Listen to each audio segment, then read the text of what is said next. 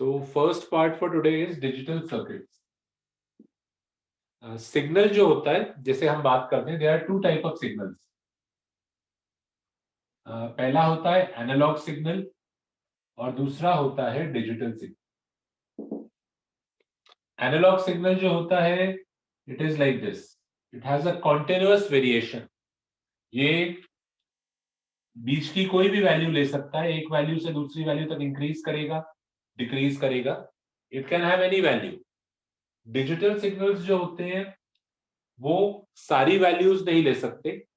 वो कुछ इस तरीके से होते हैं, आप मान के चलिए. नहीं, they can have certain discrete values. जैसे कि सपोज लेटर से एक वैल्यू 0 है, तो ये सिग्नल या तो 0 पे होगा और फिर 0 से फिर एकदम ही ये लेटर से 5 पे चला. तो या तो सिग्नल 0 पे रहेगा या 5 पे. बीच की वैल्यू पे नहीं हो सकता. It can not be at value of 2 या it can not be at a value of 3. या तो ये 0 पे है या फिर ये सीधा 5 पे चला गया. तो ऐसे सिग्नल्स जो हैं डिजिटल सिग्नल्स होते हैं. यहाँ पे देखिए एनालॉग सिग्नल में क्या हो रहा है, ये 0 से अगर 5 तक गया है तो बीच की सारी वैल्यूज ले रहा है. ये 0 है, फिर 1 है, फिर 2, फिर 3, फिर 4 और फिर 5.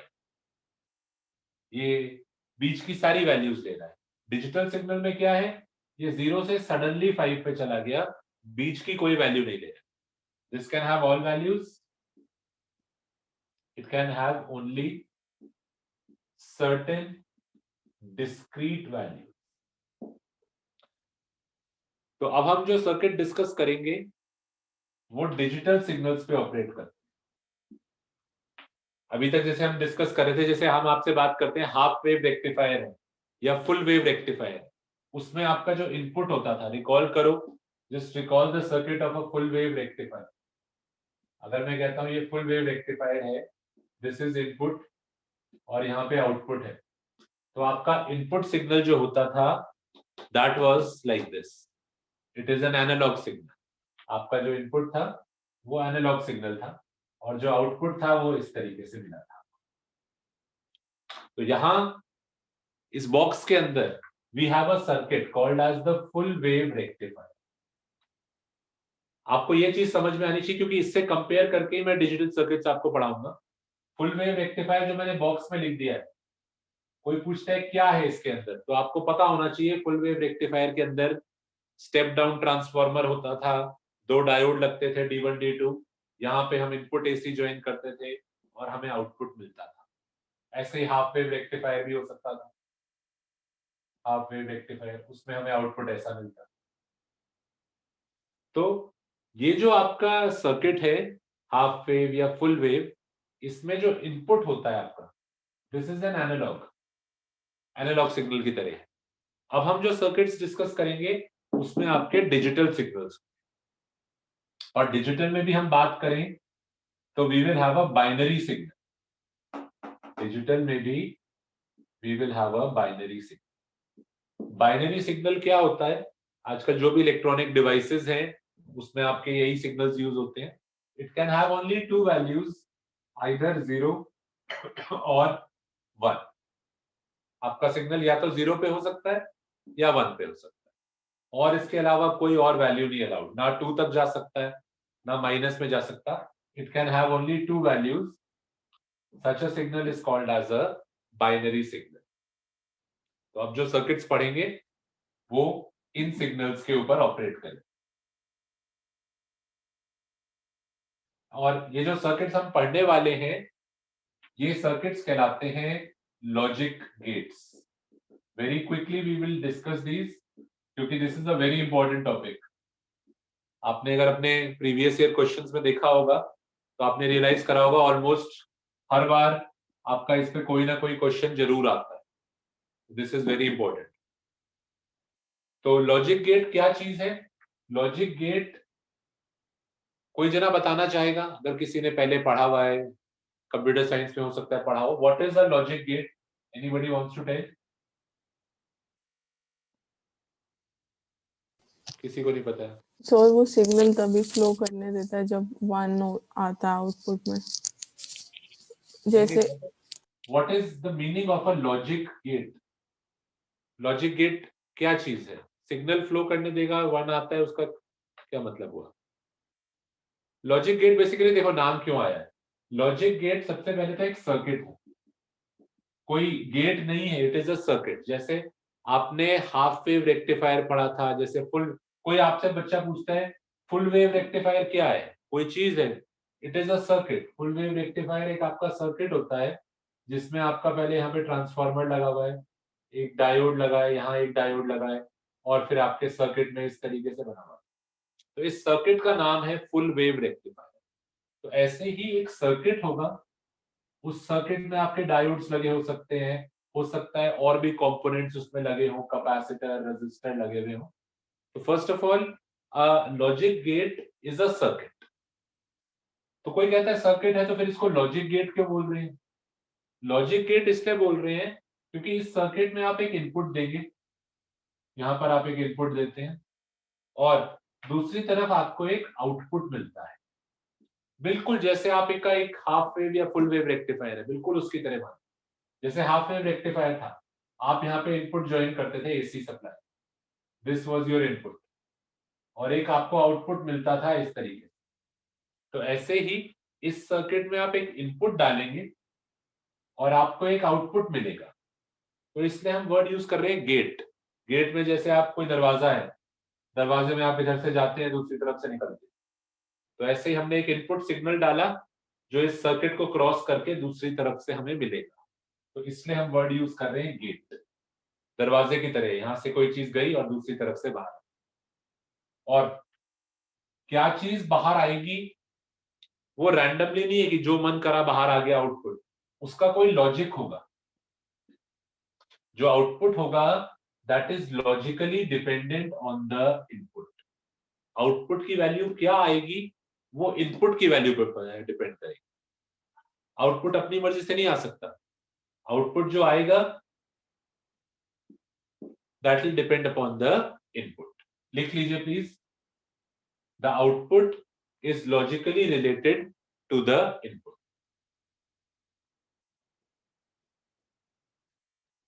तो इस सर्किट को हम बोलेंगे लॉजिक गेट। अब लॉजिक गेट के हमारे पास 5 मेन टाइप के सर्किट हैं, लिस्ट डाउन करते हैं। सबसे पहले है हमारे पास नॉट गेट। नॉट गेट, इनको पूरा लिखने का तरीका समझो, सिर्फ ये नहीं कि ऊपर ऊपर से बता दिया कि पेपर में क्वेश्चन हो, प्रॉपर्ली समझोगे तभी कर पाओ। हमें सर्किट कैसे बनता है वो नहीं है हमारे सिलेबस में, ये सर्किट में अंदर क्या लगा हुआ है वो कैसे बना है, that is not in the syllabus. हम सिर्फ इसको डायग्राम से सीखेंगे। दिस इज द डायग्राम, ये सर्किट का डायग्राम है। आपको डायग्राम बहुत ध्यान से सीखना है, पेपर में डायग्राम बना हुआ है। ये बेसिकली होगा क्या, कोई कहता है ये क्या चीज है, ये आपका एक काफी एक्सपेंसिव सा सर्किट होगा, इसमें डायोड्स लगे होंगे, ट्रांजिस्टर लगा होगा, ट्रांजिस्टर भी पढ़ाएंगे आज क्या होता है, ट्रांजिस्टर लगा हुआ होगा, रेजिस्टर्स लगे हुए होंगे, कैपेसिटर लगे हुए होंगे, जैसे फुल वेव रेक्टिफायर में बहुत सारी चीजें लगी होगी। ऐसा एक सर्किट होगा, यहाँ हम इनपुट देंगे और यहाँ हमें आउटपुट मिलेगा। तो we are not going into the details कि वो सर्किट क्या है, पर ऑब्वियसली सर्किट होगा, बहुत सारे कंपोनेंट्स लगे होंगे, हम सिर्फ उसका सिंबल पढ़ें। ये उसका सिंबल। अच्छा, सिंबल में इनपुट ए से डिनोट होता है और आउटपुट आर से डिनोट होता है। This is the symbol of the NOT gate. और लिखते इसको है, इसका notation R is equal to A bar, या लिखते हैं R is equal to A complement A dash. ये सब नोटेशन सीखना है, पेपर में ऐसे लिखा हुआ आएगा। फिगर क्लियरली विजिबल है आप लोगों को? Yes sir. तो प्लीज जल्दी से बनाइए, आई विल एक्सप्लेन कि क्या होता है। अब क्योंकि ये आपके डिजिटल सर्किट्स हैं, तो यहां पर आपका इनपुट ऐसा नहीं होगा। कोई पूछता है ऐसा इनपुट हुआ जैसा हाफ वेव में होता था तो आउटपुट कैसा मिलेगा? नहीं, आपका ये डिजिटल सर्किट है, ये आपके एनालॉग इनपुट पे वर्क नहीं करेगा। यहाँ पे आपका जो इनपुट सिग्नल है वो बाइनरी सिग्नल है, या आप कह सकते हैं डिजिटल सिग्नल। यहाँ पे आपका सिग्नल डिजिटल है। Digital signal can have only discrete value, और मैंने बताया था बाइनरी में सिर्फ 0 या 1 हो सकती है, तो आपका सिग्नल ऐसा हो, it can have only value 0 या 1। अब ये सिग्नल इस सर्किट में गया तो आपको आउटपुट कैसा मिलेगा वो देखो। इसका नाम क्या है? Not gate. नॉट गेट यानी ये जो गेट है ये आपके सिग्नल को उल्टा कर देता है। जहां 0 होगा वो 1 बन जाएगा और जहां 1 होगा वो 0 बन जाएगा। तो अगर ये हमने इनपुट में भेजा है, if this is my input, तो ध्यान से देखो आउटपुट क्या मिलेगा। पहले पार्ट में 0 था तो पहले पार्ट में हमें मिलेगा 1, दूसरे पार्ट में 1 था तो उसमें मिलेगा 0, फिर 0 था, फिर 1, फिर 1 था, फिर 0, कुछ इस तरीके से। देखिए ये हमारा इनपुट वेव फॉर्म था, ये हमारा आउटपुट वेव फॉर्म। पेपर में कैसा क्वेश्चन हो सकता है? क्वेश्चन आएगा कि ये एक सर्किट है, लॉजिक गेट है, ये इनपुट वेव फॉर्म है, आपको आउटपुट वेव फॉर्म पहचाननी होगी। तो इसमें क्या हो रहा है? देखिए 0 1 बन गया, फिर 1 था वो 0 बन गया, 0 था 1 बन गया।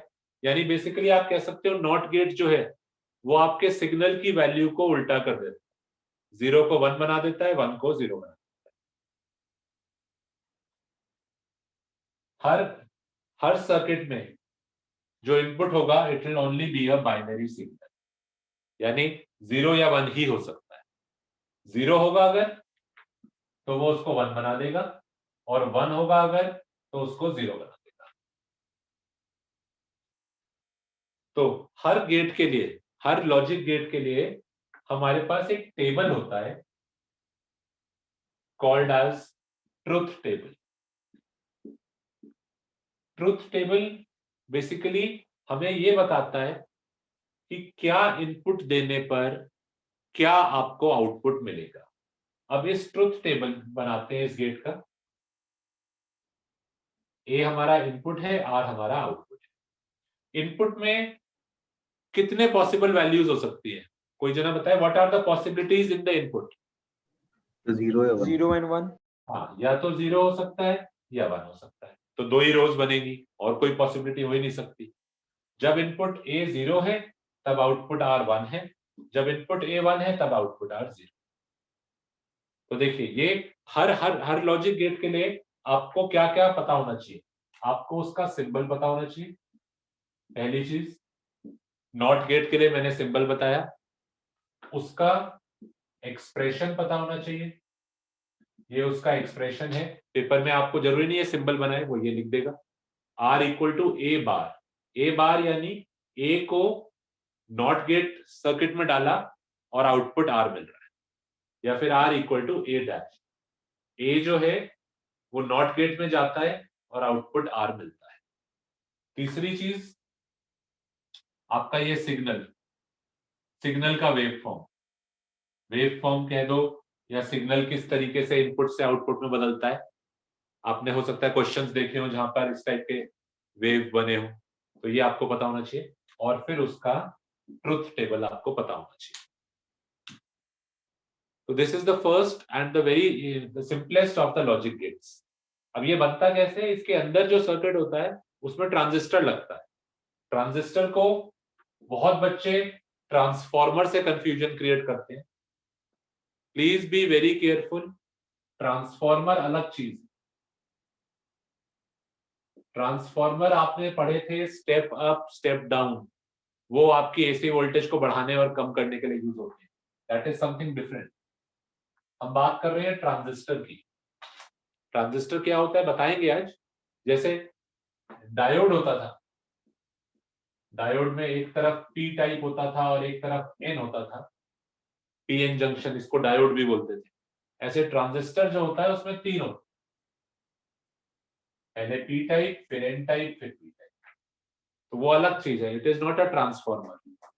तो ट्रांजिस्टर की बात कर रहे हैं, इसके बारे में आज डिस्कस करा जाएगा। तो ये जो सर्किट है आपका, जिसको मैंने एक ट्रायंगल और एक सर्कल से बना दिया, ये एक सर्किट होगा। इसमें ट्रांजिस्टर लगा होगा और वायर्स जुड़े हुए होंगे, रेजिस्टर लगा होगा, उससे बनता है ये।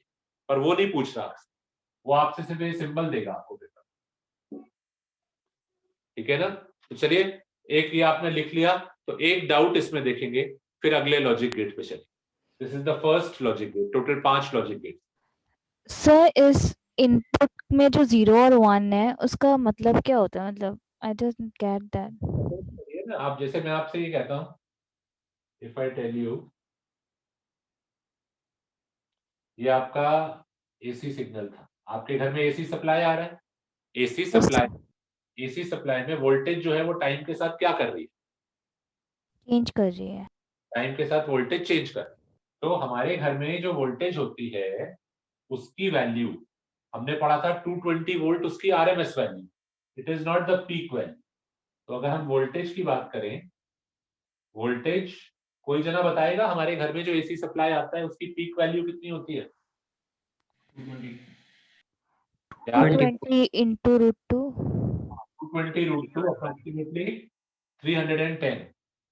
तो जो अगर आप सपोज करो स्लो मोशन में, क्योंकि ये बहुत फास्ट हो रहा है, अगर हम स्लो मोशन में मेजर कर पाते, सपोज हम सॉकेट में किसी तरीके से एक वोल्ट मीटर डाल के स्लो मोशन में देखते, तो उसकी रीडिंग 0, 10, 20, 30 धीरे धीरे धीरे धीरे करके इंक्रीज करती 310 तक, और फिर वो वोल्टेज डिक्रीज करती 0 तक।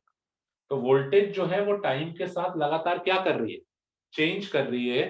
बट यहाँ पे वैल्यू 0 के बाद 10 भी हुई, 20, फिर 30, फिर 40, फिर 50, सारी वैल्यूज ले रहा है सर।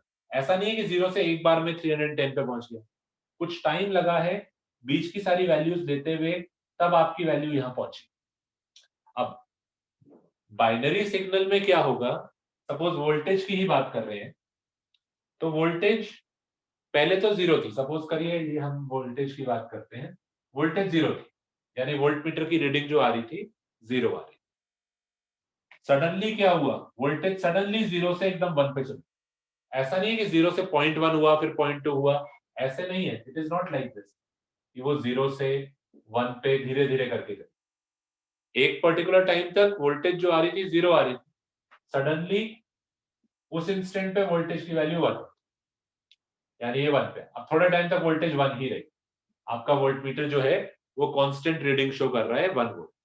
फिर क्या हुआ, एक पर्टिकुलर इंस्टेंट पे एकदम ही रीडिंग 0 हो गई, अब आपका वोल्ट मीटर शो कर रहा है वैल्यू 0 वोल्ट।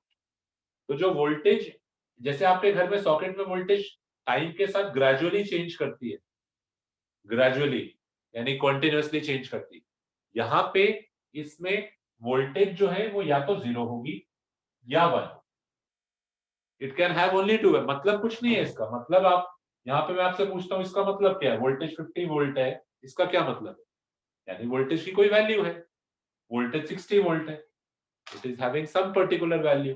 तो यहाँ पर it can have 2 values only, it can have either a 0 value और अ वैल्यू ऑफ 1।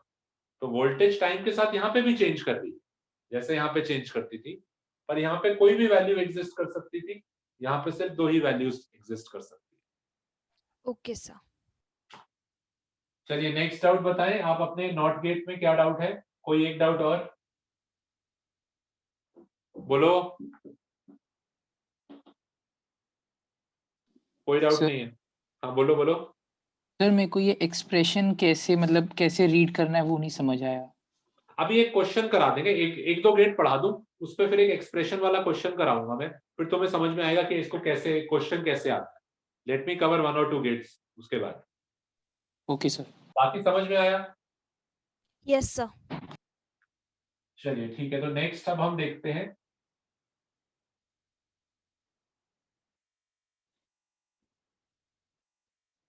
नेक्स्ट, ये सब लिखते रहना प्लीज। नेक्स्ट अब हम 2 गेट साथ साथ डिस्कस करेंगे। नेक्स्ट है एंड गेट और दूसरा है और गेट।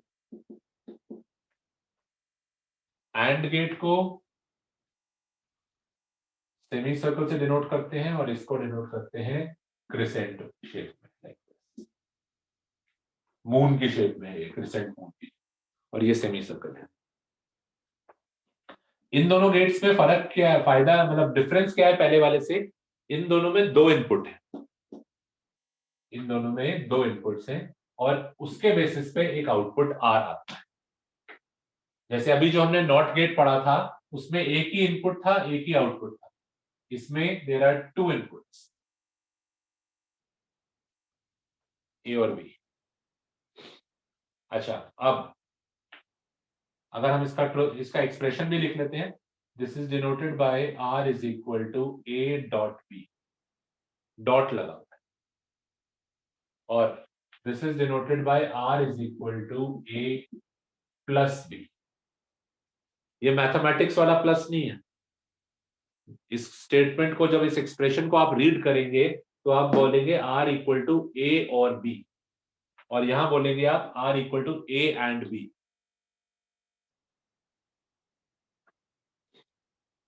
अच्छा चलिए, मेरे को बताइए, लॉजिकली सोचते हैं, ए की वैल्यूज क्या क्या हो सकती है? 0 और 1। हाँ, और बी में भी इट कैन बी 0 और 1। तो अगर हम बात करें एंड की, मेरे को बताइए आर की वैल्यू जो आएगी वो ऑब्वियसली ए और बी पे डिपेंड करेगी। आर जो आएगा वो इनपुट पे डिपेंड करेगा, वो इस एक्सप्रेशन से भी आप देख रहे हो, R is A dot B. R की वैल्यू डिपेंड करेगी ए पे और बी। अच्छा चलिए देखते हैं कितने पॉसिबल केसेस बन सकते हैं, ए बी और आर। तो क्या क्या पॉसिबिलिटीज हो सकती है? हो सकता है ए और बी दोनों 0 0 हो सकता है दोनों की वैल्यू 0 0 हो सकता है ए 0 हो बी 1 हो, ए 0 है बी 1 है, या हो सकता है ए 1 हो बी 0 हो, या फिर हो सकता है कि दोनों ही 1 1। तो these are the 4 possible cases. आपका जो ए सिग्नल आ रहा है उसमें 0 या 1 वैल्यू हो सकती है, कुछ भी। बी में भी 0 या 1 हो सकती है। तो हो सकता है जब दोनों आए दोनों 0 0 थे, या ए 0 पे था बी 1 पे था, या 1 0 या फिर 1। अब आर कितना आएगा वो डिपेंड करेगा ए और बी की वैल्यू पे। अब ये हमने सिंबल डॉट क्यों दिया? ये डॉट का भी कुछ लॉजिक है, बताओ। 0 इंटू 0 कितना होता है? ये मल्टीप्लीकेशन वाला डॉट, यानी डॉट प्रोडक्ट वाला हो गया। तो अगर ए 0 है बी 0 है तो 0 इंटू 0 कितना होगा? 0। अब अगर ए 0 है और बी 1 है तो 0 इंटू 1 कितना होगा? 0। ऐसे ही अगर ए 1 है पर बी 0 है तो 1 इंटू 0 भी 0 ही होगा। और अगर दोनों 1 है तो 1 इंटू 1, हाँ, फिर 1। 1। तो ये आपका जो एंड गेट है, it is denoted by this dot, because ये मल्टीप्लाई के जैसा है। आपका गेट मल्टीप्लीकेशन की तरह का है। इसमें आपका आउट मल्टीप्लाई में आंसर 1 तभी आएगा जब दोनों 1 हो। कोई एक भी 0 हो गया, अगर एक 1 है तो एक 0 है, उससे कोई फायदा नहीं हुआ, आंसर 0 ही आएगा। अगर ये 0 है वो 1 है तब भी 0 ही आएगा। तो आंसर 1 सिर्फ तब आएगा अगर दोनों आपके 1 है। 1 into 1, then only you will get 1. So this is similar to the multiply. जैसे आपका फिजिक्स में डॉट प्रोडक्ट होता है ना, डॉट प्रोडक्ट भी मल्टीप्लाई, डॉट भी मल्टीप्लिकेशन के लिए यूज होता है। तो ये उसकी तरह रिजेंबल कर रहा है। ये इसका ट्रुथ टेबल है। और नाम भी इसका, कोई कहता है एंड क्यों नाम दे दिया, why is this called as and?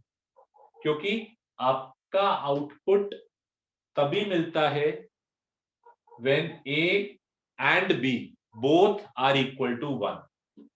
अगर मैं स्टेटमेंट में बोलना चाहूं कि मेरे को आउटपुट 1 कब मिला, तो मैं बोलूंगा the output is 1 when A and B both are equal to 1, then only the output will be 1। इसलिए इसका नाम एंड है। दोनों चीजें करें सही होंगी तभी सही होगा। अब और पे चलते हैं। और में देखिए अगेन 2 इनपुट्स हैं तो आपके 4 पॉसिबल केसेस बन जाते हैं। You have 4 possibilities, A, B and R. 0 0 हो सकता है, 0 1 हो सकता है, 1 0 हो सकता है, या 1 1।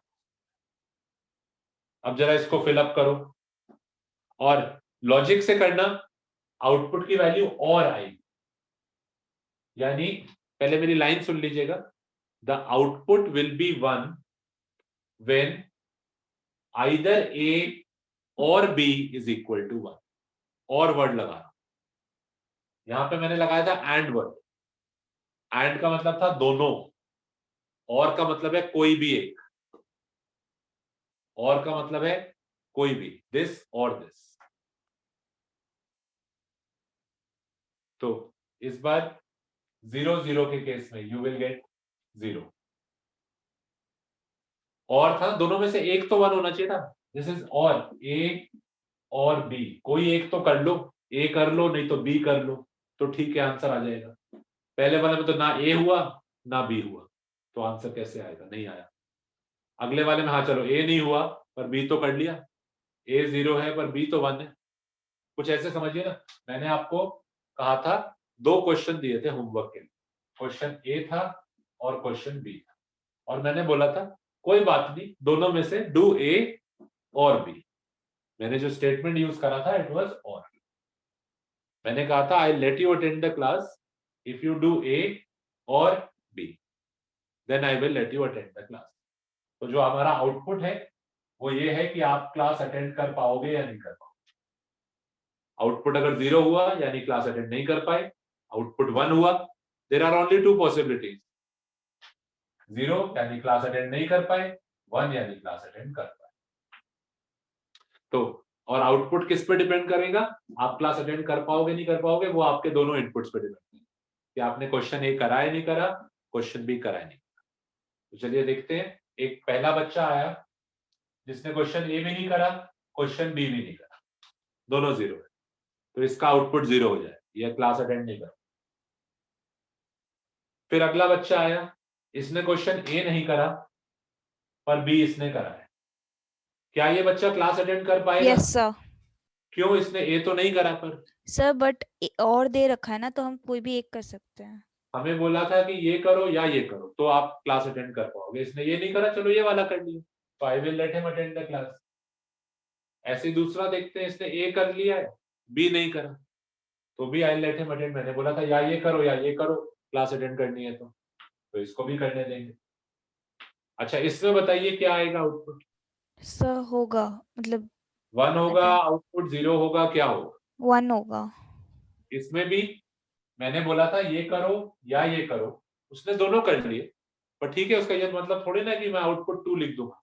बोर्ड में अगर कोई क्वेश्चन होता, चॉइस होती, अगर आप चॉइस के दोनों कर लो तो ये थोड़ा ना कि दोनों के नंबर मिल जाएंगे आप। दोनों कर लिए ठीक है, कोई बात नहीं, उससे पर आपको कोई बेनिफिट तो नहीं हुआ। उसने बोला था ये करो या ये करो, आपने दोनों कर लिए, पर ठीक है क्लास अटेंड करोगे, इससे ज्यादा क्या ही आउटपुट होगा? कोई आउटपुट 2 तो हो नहीं सकता है। तो 1 और 1 हमें मिलाकर देंगे 1। और इसमें देखो, इसमें मैंने आपको बोला था ए एंड बी। मैंने बोला था I will let you attend the class जब आपने question A and question B दोनों करे हो, then only I will let you attend the class. अब यहाँ देखिए 0 0, बच्चे ने ना ए करा ना बी करा, ये तो क्लास अटेंड नहीं करेगा। 0 और 1 ये भी नहीं करेगा। कोई कहता है मैंने बी तो करा है, पर मैंने क्या बोला था ए एंड बी दोनों करने, तो ये वाला भी क्लास अटेंड नहीं करेगा। फिर 1 0 1 0, ये कहता है मैंने एक क्वेश्चन तो करा है, मेरे को क्लास अटेंड करने दो, पर नहीं, हमने क्या बोला था and, you have to do A and B, then only you will attend the class, तो ये भी क्लास अटेंड नहीं करेगा। 1 1, हाँ जिसने दोनों करे हैं सिर्फ वही क्लास अटेंड करेगा। तो ध्यान से देखिए, इसका आउटपुट ये रटना नहीं है, ये लॉजिक से आया है। कोई कहता है कैसे रटेंगे, ये रटना नहीं है, लॉजिक गेट्स है, लॉजिक है। कोई आउटपुट अपनी मर्जी से नहीं है कि मेरे को जिसको मन करा क्लास अटेंड करने दी, जिसको मन करा नहीं करने दी। There is some logic, whether you are able to attend the class or not, it depends on the inputs, whether you have done the questions or not.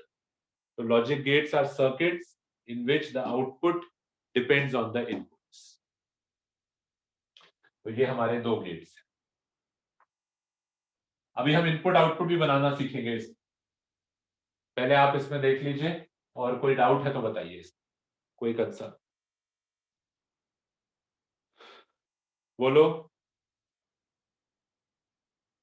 अच्छा चलो अब एक सिंपल सा क्वेश्चन दे देते हैं।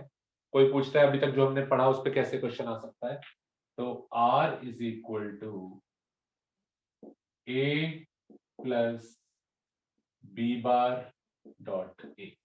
क्वेश्चन में आपको ये दिया हुआ है, सपोज नाम भी उसने y यूज करा है, कुछ भी नाम यूज कर सकता है। y is equal to a plus B bar dot A and a equal to 1 and b equal to 0। Find y।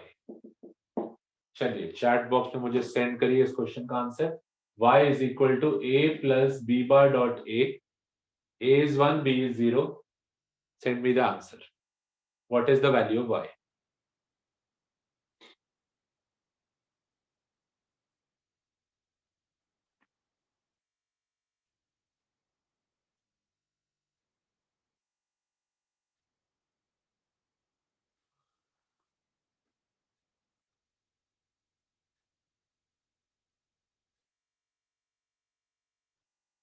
और ध्यान रखिएगा ये आपका मैथमेटिक्स वाला प्लस नहीं है, ऐड नहीं कर देना। This plus resembles the or gate, this plus resembles the or gate. तो और गेट है और ये डॉट जो है मल्टीप्लाई वाला डॉट नहीं है, ये आपका एंड गेट वाला डॉट है। तो आई थिंक ये तो सब बच्चे कर पाएंगे।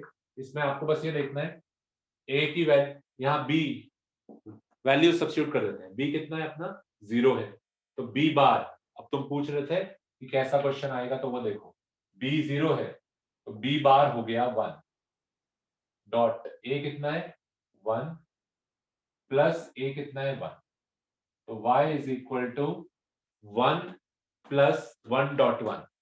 अब मैथ्स में मत कर देना इसको कि 1 प्लस 1 2 हो गया, इसको आप लॉजिक गेट के तरीके से करिए। 1 डॉट 1, 1 डॉट 1 यानी 1 एंड 1, 1 और 1 एंड गेट में जाएंगे तो हमें क्या देंगे, यहां देखो 1 और 1 एंड गेट में जाएंगे तो हमें 1 दें, तो 1 और 1 एंड गेट में जाकर हमें 1 दें। अब 1 प्लस 1 2 नहीं हो जाएगा, ध्यान दीजिएगा 1 और 1 है, 1 और 1 यानी ए भी 1 है बी भी 1, ए भी 1 है बी भी 1 है, तो आउटपुट क्या आएगा, आउटपुट 1 आएगा, तो output will be 1। So this is one type 1 question. Type 1 question is based on the expression. Expression दिया होगा। चलिए ठीक है, देखते हैं आगे एक और क्वेश्चन इस पे।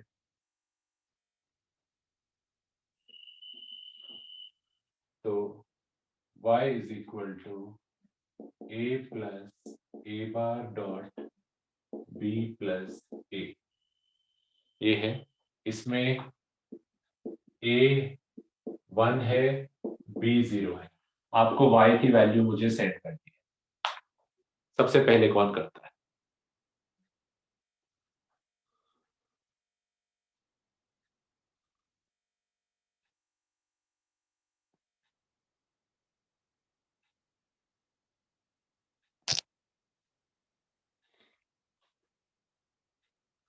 इसमें थोड़ा सा दिमाग लगाओगे ना तो तुम्हें ये चीज इवैल्यूएट करने की जरूरत ही नहीं पड़ेगी। There is no need for you to evaluate this part, वो सिर्फ टाइम वेस्ट कराने के लिए दिया हुआ है। कोई जना बताना चाहेगा क्या ट्रिक है क्वेश्चन की? बोलो क्या हो गया, सर बताओ। ए कॉम्प्लीमेंट तो 0 हो जाएगा, तो वो सेकंड टाइम 0 है। सेकंड टर्म तो मेरे को कैलकुलेट ही नहीं करना, मेरे को ये बताओ ना, I don't have to waste time in plus this. Sign मतलब और है, तो फिर बस ए को देखेंगे तो उसकी वैल्यू 1 है, तो बाकी का देखने की जरूरत ही नहीं, तो 1 ही हो जाएगा आंसर। हाँ ठीक है, चलो बताते हैं क्या कह रहे हैं। ये इन्होंने बताया ये a प्लस लेटेस्ट से ये कुछ और है, हो सकता है यहाँ बड़ा सा आपको एक्सप्रेशन दे रखा हो, पर एक चीज देखो ये प्लस प्लस यानी आपका और गेट में कोई एक 1 हो गया तो आपका आउटपुट 1 आ जाएगा। कोई एक 1 हो गया, देखो और का मैंने नाम से समझाया, और का मतलब ये कर लो या ये कर लो तो क्लास अटेंड कर पाओ। अब या तो इसमें 2 है, एक ये है और फिर बीच में प्लस है और फिर दूसरा है। अब एक चीज देखिए, ए जो है वो तो 1 है, ए जो है वो तो 1 है, यानी ये तो 1 है, मैंने आपको कहा था 2 क्वेश्चन दिए हैं, ये कर लेना या दूसरा वाला कर लेना, तो क्लास में बैठ जाओ।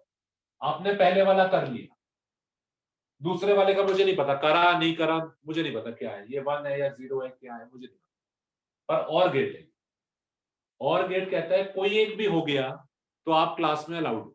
पहला वाला तो आपका हो ही गया ना, ये तो आपका 1 है, पहला वाला क्वेश्चन आपने कर लिया। दूसरा करा नहीं करा makes no difference, whether this whole term comes out to be 0 or 1 makes no difference, because अगर एक भी 1 हो गया तो आपका आउटपुट 1 आ जाएगा। और गेट में देखो ना, ये प्लस का मतलब और गेट, और गेट में कोई, अगर आपका पहला वाला 1 हो गया, दूसरा चाहे 0 भी हो, पहला 1 हो गया दूसरा चाहे 1 भी हो, तो योर आउटपुट विल बी 1। तो इस तरीके से ध्यान रखिएगा, वो आपको आगे कुछ कंफ्यूज करने के लिए आगे बड़ा सा एक्सप्रेशन बना देगा, पर ये 1 है तो फाइनल 1 है। चलिए ठीक है, एक और देखते हैं।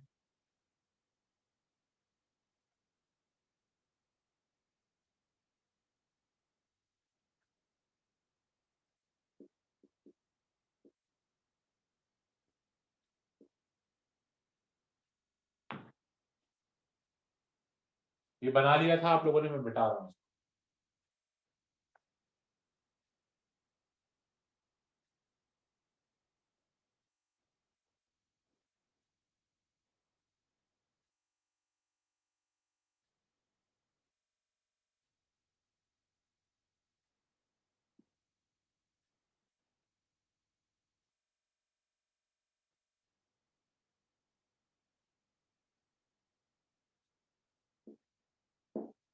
अब देखो इस टाइप का हमारा टाइप 2 क्वेश्चन, इसमें आपको एक्सप्रेशन नहीं दे रखा, आपको सर्किट डायग्राम दे रखा। तो अब इसमें वो आपसे कहता है कि बताओ आउटपुट आर कितना होगा, a इक्वल टू 1 है, b equal to 1, you have to tell me what is the value of R. ये आपके टाइप 2 क्वेश्चन करिए।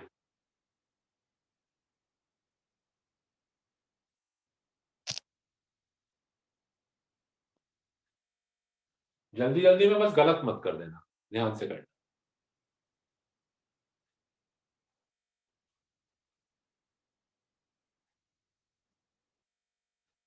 ये एंड गेट्स है, ये नॉट गेट है, और ये और गेट है। एंड गेट हमने यहां बनाया हुआ था, this is the and gate. तो अब ट्रुथ टेबल भी अब आपको देखने की भी जरूरत नहीं है। एंड यानी दोनों 1 होंगे तभी 1 होगा, और कोई एक 1 होगा तो 1 हो जाएगा।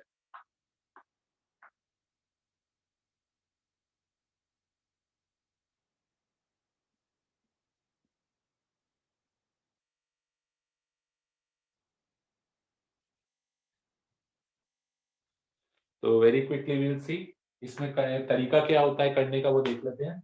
हम लोग यहां से शुरू करते हैं, और इसको समझिएगा कि ये क्या हो रहा है। ये ए ऊपर से उठ के यहां पर भी आ रहा है, जो ए की वैल्यू थी A1 था, ध्यान दो सब लोग, अब A1 था, 1 इसमें गया, ये नॉट गेट है, नॉट गेट में 1 बन गया 0, तो यहां से 0 निकला, 1 अंदर गया, यहां से 0 निकला। अच्छा, अब बी की बात कर रहे हैं। बी जो था यहां से जा रहा है, बी जो था वो 1 था। अब देखो इस वाले एंड गेट में 0 और 1 पहुंचे, और ये एंड गेट है। एंड गेट अपने को 0 और 1 वाले केस में क्या देगा? 0 0 अब आपको ट्रुथ टेबल वहां बनाने की जरूरत नहीं है। एंड नाम से सुनो, एंड यानी दोनों करने, do this question and this question, तभी आप अटेंड करोगे। आपने पहले वाला नहीं करा और दूसरा करा है, और कोई फायदा नहीं हुआ, 0 हो गया। अच्छा, अब यहां से चलते हैं, नीचे की तरफ से देखते हैं। ए जो था वो 1 था, तो यहां से 1 आया, और बी जो था वो 1 था, तो यहां से 1 आ गया। अब ये एंड गेट आपने दोनों क्वेश्चन करे हैं, यानी क्लास अटेंड कर पाओगे, तो ये 1 आ गया। अब ऊपर से 0 आया है, नीचे से 1 आया है, ये और गेट, और 1 गेट था, एक कर लो या दूसरा कर लो। आपने पहला नहीं करा पर दूसरा कर लिया, और गेट है। कोई बात नहीं, एक कर लिया ठीक है, बहुत है, आउटपुट आपका 1। तो ये हमारा टाइप 2 क्वेश्चन है। आपने बुक में देखे होंगे यार, इस तरीके से बड़े बड़े सर्किट्स बने होते हैं और आपको ए और बी की वैल्यू दे देगा वो, और आउटपुट निकालना होगा, तो उसकी प्रैक्टिस करिएगा। कोई डाउट यहां तक किसी को?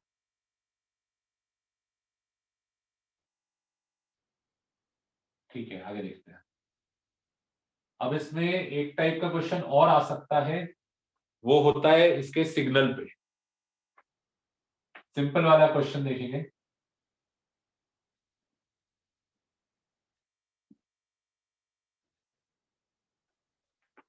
Zero one 0 1।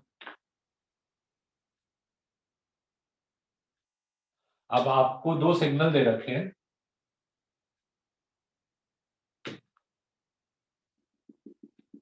अभी समझ में आ जाएगा क्वेश्चन।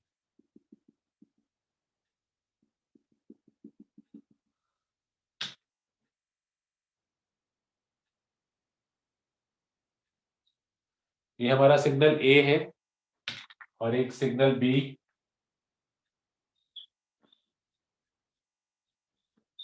इस तरीके से signal A can have either a value of 0 और अ वैल्यू ऑफ 1। बी में भी या तो 0 होगा या 1 होगा।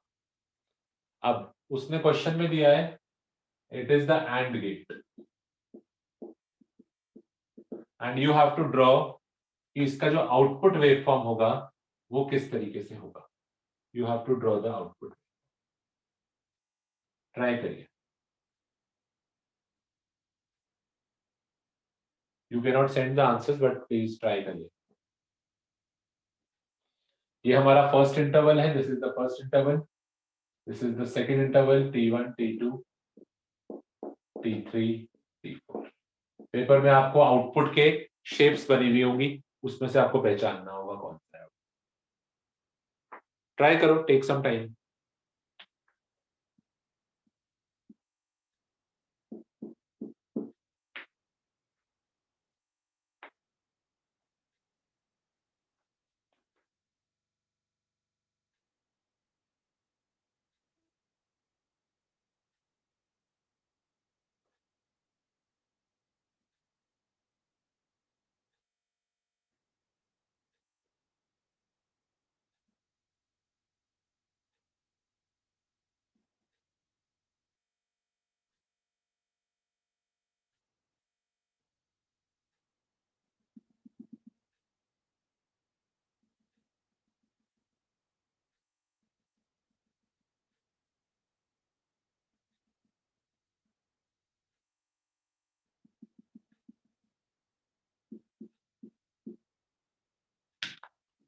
थोड़ा टाइम लगा लो, आराम से कर लो।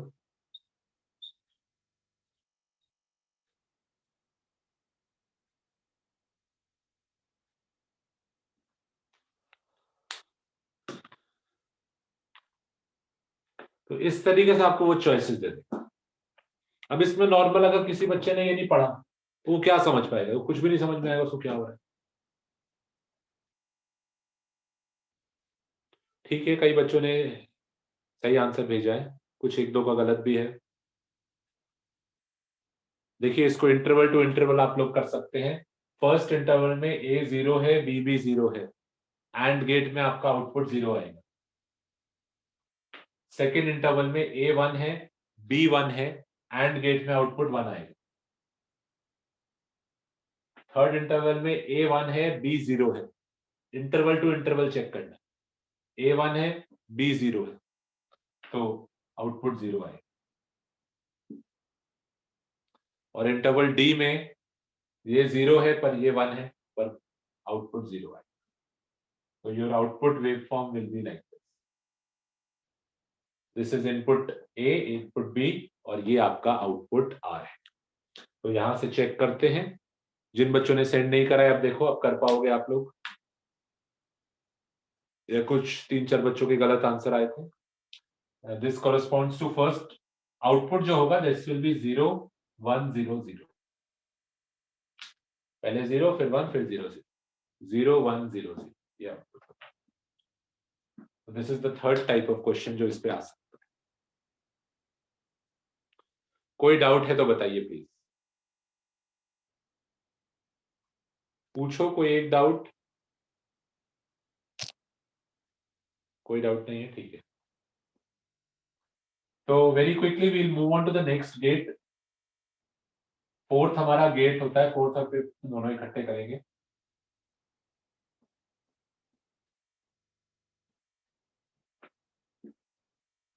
Fourth is the NAND gate and the NOR gate. अब NAND जो है ये बना है दो अलग अलग वर्ड से, not of and, NAND यानी नॉट एंड, और नॉर भी बना है अलग अलग, not of or. Not gate क्या करता था, उल्टा कर देता था, और एंड गेट का उल्टा कर दो। नैंड का मतलब जो एंड था उसका उल्टा। इसका देखो क्या एक्सप्रेशन होगा, R equal to A dot B, इसके ऊपर बार लगा। ए डॉट बी हमारा एंड था, एंड में जो भी आउटपुट आ रहा है उसको उल्टा कर रहे हैं, यानी 0 आ रहा है तो 1 बना रहे हैं, और 1 आ रहा है तो 0 बना रहे हैं। और बनाएंगे कैसे सिंबल, देखो ये एंड का सिंबल था, इसके आगे एक सर्कल लगा, तो ये सर्कल इसको आपको बता रहा है कि अब एंड गेट का उल्टा हो गया, नैंड हो गया। और ट्रुथ टेबल देखिए इसका कैसे होगा,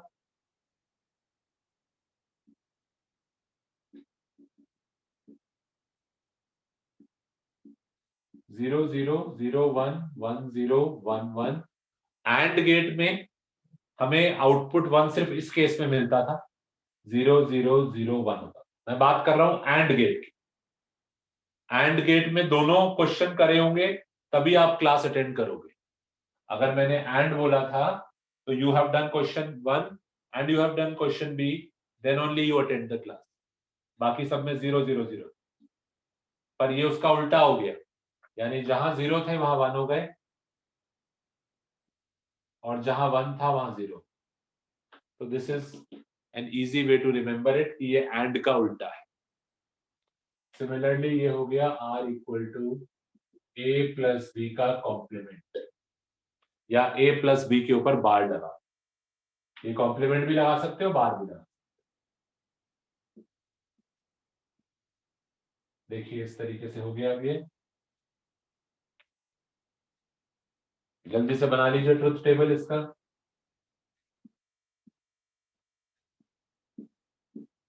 zero zero zero one one zero one one, 0111 था, और का जो था, और में आपने कोई एक क्वेश्चन कर लिया क्लास अटेंड कर पाओगे, पहले वाला कर लिया तो भी कर पाओगे, दोनों कर लिए तो भी कर पाओगे, पर इसमें उल्टा हो जाएगा 100।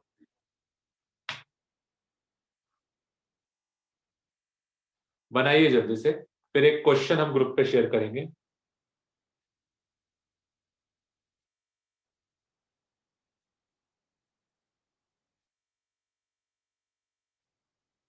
किसी ने एक डाउट शेयर करा हुआ है, मैंने उसको टैग कर दिया है ग्रुप पे, तो इतने आप लोग ट्राई कर लीजिए। इसी साल का 2020 का नीट का क्वेश्चन है। अब देखो पहले आप लोगों को बिल्कुल नहीं समझ में आया होगा कि ये सब क्या है, कैसे डायग्राम बना हुआ है, पर now you will be able to understand. Try the question जो मैंने अभी टैग करा है, बोर्ड पे भी बना रहा हूँ।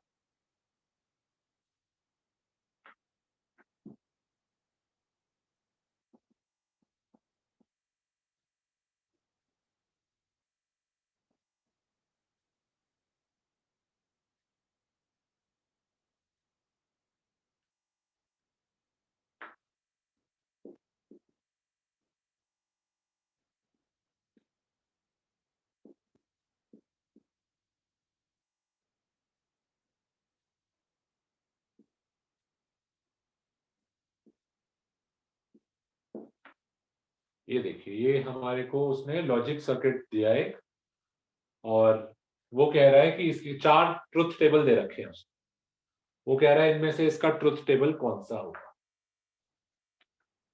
हम क्या करते हैं, हम देखते हैं फर्क क्या है। हम अपना केस करके देख लेते हैं।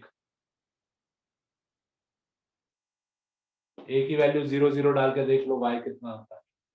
ए बी और y, 2 मिनट का टाइम भी नहीं लगेगा, ए को 0 0 डालो, देखो y कितना आता है। ए को 0 1 डालो, देखो क्या आता है। 1 0 डालो, क्या आता है। 1 1 डालो। चेक चारों पार्ट्स में क्विकली। 0 0 डालिए, यहाँ देखिए क्या आता है। फिर 0 1 डालिए, देखिए क्या आता है। विद इन 1 मिनट हो जाएगा।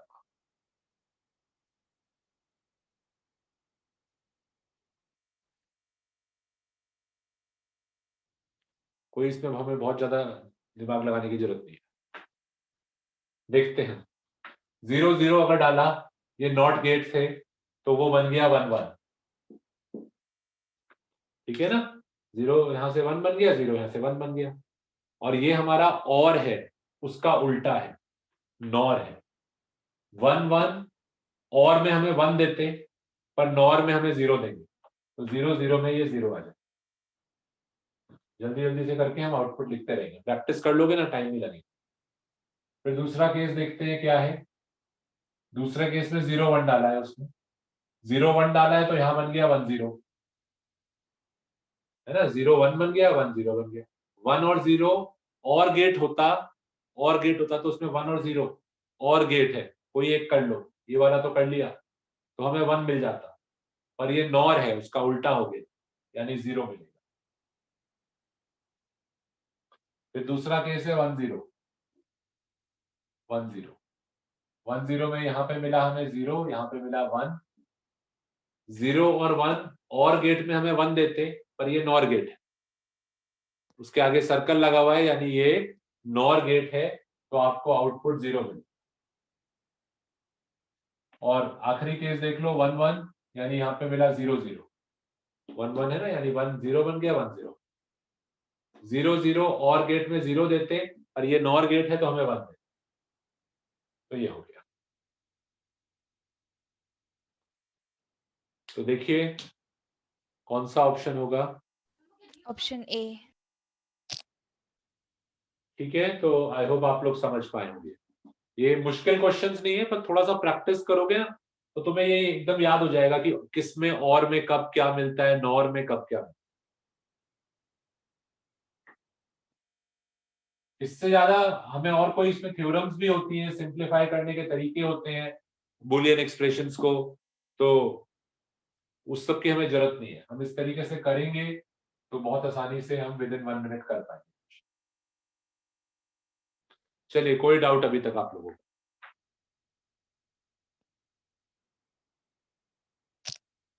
ठीक है, I will tell you one more question now. R is equal to A plus B bar dot A। ये आपको एक बुलियन एक्सप्रेशन दिया हुआ है, ठीक है ना।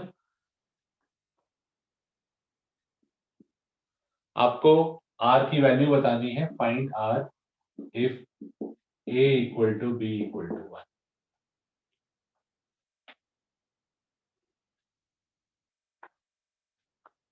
I want everyone to answer।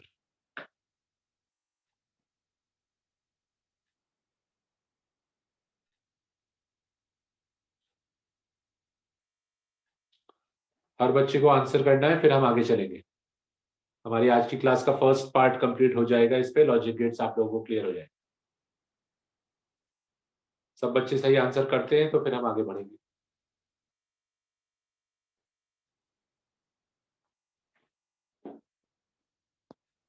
चलो जल्दी जल्दी, बाकी लोग।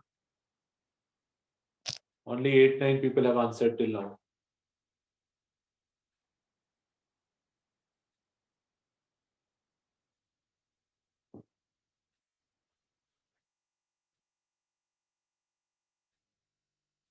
जल्दी करिए, सिंपल क्वेश्चन है। ए प्लस बी इवेल्युएट करो पहले। ए प्लस बी, 1 + 1 2 नहीं होगा, 1 और 1 है, 1 और 1 1 ही देगा, तो 1 वैल्यू डाल देते हैं ना यहाँ पे। तो 1 और 1 विल गिव अस 1 ओनली, और 1 का ऊपर बार लगा हुआ है, यानी वो बन गया 0। 0.1 0.1 विल गिव अस 0, यानी 0 एंड 1। मैंने बोला था दोनों क्वेश्चन करने हैं, आपने पहला नहीं करा, दूसरा करा है, पर मैंने बोला था दोनों करने, तो क्लास अटेंड नहीं कर पाओगे। यानी आउटपुट विल बी 0। तो प्लीज प्रैक्टिस करिएगा। नीट में पिछले कई सालों से लगातार आप लोग प्रीवियस ईयर की बुक्स देखिएगा, 2020, 2019, 18, 17, 16, पिछले 5-6 साल से लगातार लॉजिक गेट्स पे क्वेश्चन आया हुआ है। तो प्लीज ट्राई दीज क्वेश्चंस। 2020 से लास्ट 5-6 साल में लगातार इस टॉपिक पे क्वेश्चन आ रहा है, तो उसको अच्छी तरीके से ट्राई करें। ठीक है, अब हम आज की क्लास का सेकेंड पार्ट देखते हैं। आज जो हमें डिस्कस करना था, दैट इज ट्रांजिस्टर।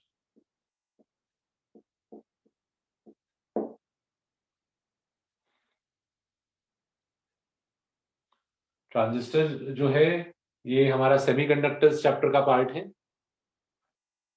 सेमीकंडक्टर्स में हमने एक पीएन जंक्शन पढ़ा था, डायोड। डायोड जो था उसमें एक तरफ पी था, एक तरफ एन था।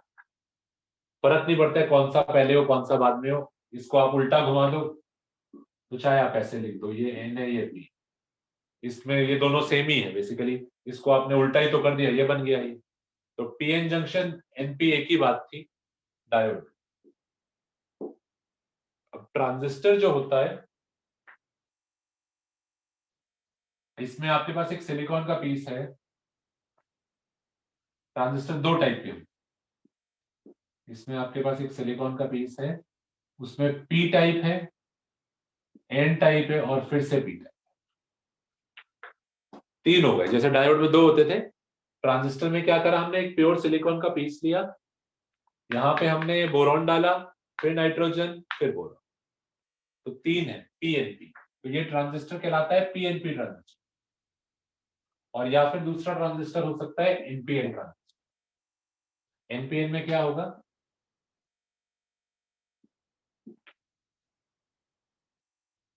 N P N. ये देखिए इसका सिंबल, जैसे डायोड का सिंबल होता था ये। अच्छा, डायोड के सिंबल को नॉट गेट के सिंबल से कंफ्यूज मत करिएगा। ये डायोड था, ये पी होता था, ये एन होता था। आज हमने ऐसा सा ही एक सिंबल बनाया है, not gate. This is not gate. ये आपका एक एक्सटेंसिव सर्किट है पूरा बड़ा सा, इसमें ट्रायंगल के आगे सर्कल बना हुआ। ये आपका डायोड का सिंबल था। तो ट्रांजिस्टर का जो सिंबल होता है, उसमें एक सर्कल बनाइए इस तरीके से, ये देखिए। और पीएनपी है, ये वाला पी है, ये एन है, ये पी है। लिखते नहीं है, एक एरो बना देते हैं। एरो, ये देखिए ये पी है, पीएनपी का ये पी। मैं जो लिख रहा हूं ये लिखना नहीं, ये पी, ये एन, ये P. Arrow points from positive to negative, P to N, तो एरो अंदर की तरफ पॉइंट करती है। तो पीएनपी में एरो अंदर की तरफ पॉइंट।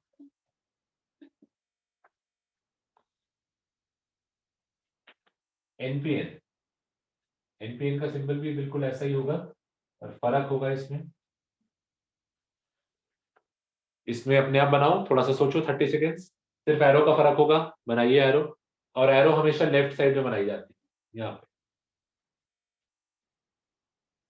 तो ये एन है, ये पी है,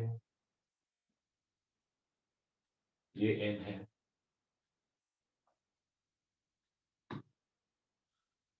देखिए इस बार एरो जो होगी पी से एन पॉइंट करेगी, it is something like this. तो ट्रांजिस्टर का सिंबल देखते ही आप पहचान सकते हैं, इसमें पीएनपी वाले में एरो अंदर की तरफ पॉइंट करती है, और एनपीएन वाले में एरो बाहर की तरफ पॉइंट करती है। ठीक है, तो वर्किंग लॉजिक दोनों का सेम है, बस इसमें पीएनपी ऑर्डर होता है, इसमें एनपी। अब इसमें हम कुछ नेमिंग यूज करते हैं, चाहे इसमें बताऊं चाहे इसमें बताऊं, बात एक ही है। Let us discuss this one. जो इसके लिए बताऊंगा वो इसके लिए भी अप्लाई होगा। इसका जो सबसे लेफ्ट वाला पार्ट है, इसको बोला जाता है एमिटर। एमिटर एमिट कर रहा है। बीच वाले को बोलते हैं बेस। वो सबसे पतला होता है, बेस जो है वो सबसे पतला होता है, और फिर जो राइट वाला है वो सबसे बड़ा होता है, राइट वाले की वेट सबसे ज्यादा होती है। इसको बोलते हैं collector, EBC, emitter base collector. Same इसमें भी है, एमिटर बेस कलेक्टर।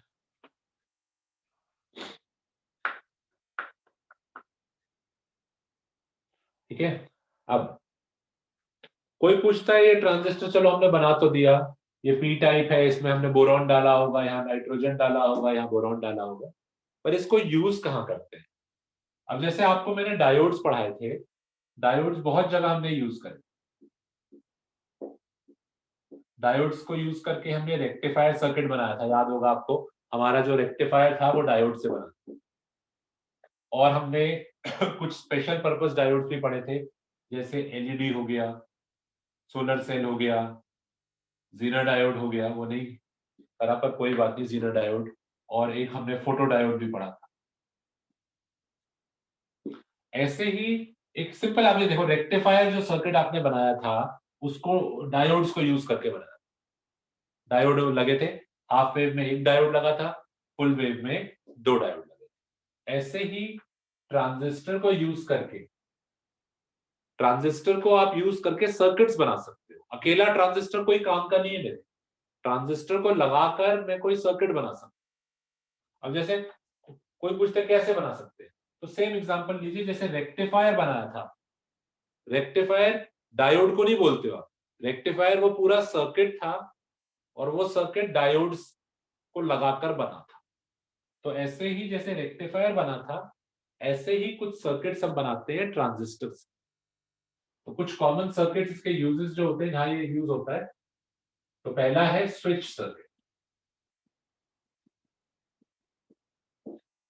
ट्रांजिस्टर बना यूज करते हैं स्विच सर्किट। कोई कहते हैं स्विच सर्किट क्या होता है?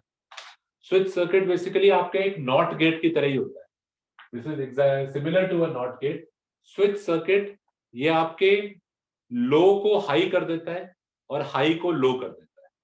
यानी अगर आपका सिग्नल कुछ ऐसा है, जहां हाई है उसको लो कर देगा, जहां लो है उसको हाई कर देगा, यानी उल्टा कर देगा। तो अगर ऐसा आपका इनपुट था, तो जो आपका आउटपुट होगा वो ऐसा होगा।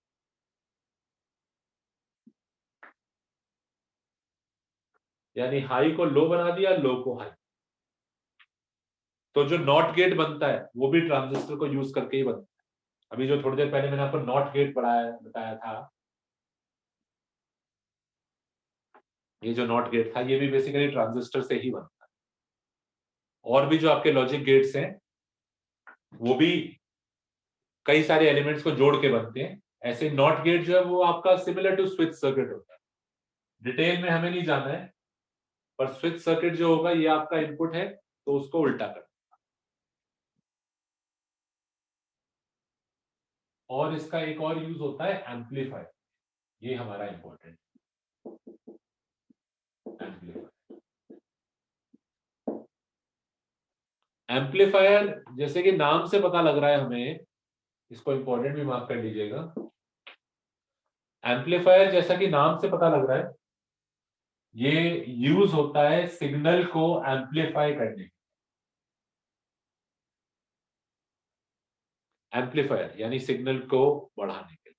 अगर आपका इनपुट ऐसा है तो उसको इस तरीके से करने के लिए। ये हमारा इनपुट है, ये हमारा आउटपुट है।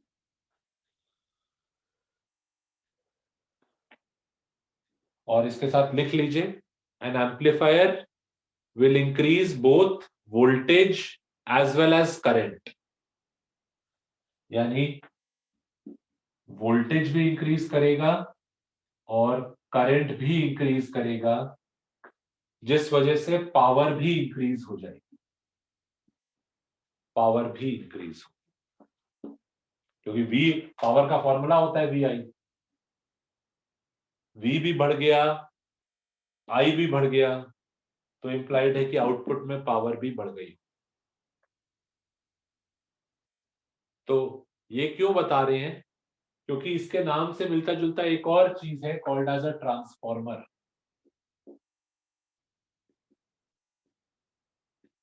ट्रांसफॉर्मर भी कोई बच्चे कहते हैं वोल्टेज को बढ़ाता था, ट्रांसफॉर्मर हमने पढ़ा था स्टेप अप। तो कोई कहता है कि एम्पलीफायर की क्या जरूरत है, एम्पलीफायर की जगह हम स्टेप अप ट्रांसफॉर्मर भी लगा सकते हैं। स्टेप अप ट्रांसफॉर्मर भी तो वोल्टेज को बढ़ाता था। कोई जना बताएगा कि क्या क्या कोई फर्क है? सर एम्पलीफायर से दोनों चीजों को इकट्ठे बढ़ाता है। हाँ, अगर आपको याद हो जब मैंने आपको स्टेप अप ट्रांसफॉर्मर पढ़ाया था तो मैंने एक लाइन बोली थी, मैंने बोला था whatever we gain in voltage we will lose in current. यानी हम लोग वोल्टेज को जितने टाइम बढ़ाते थे करंट उतने टाइम कम हो जाता था, जिससे कि कुल मिला के इनपुट में पावर और आउटपुट में पावर बराबर ही आती, क्योंकि पावर का फॉर्मूला था वी आई।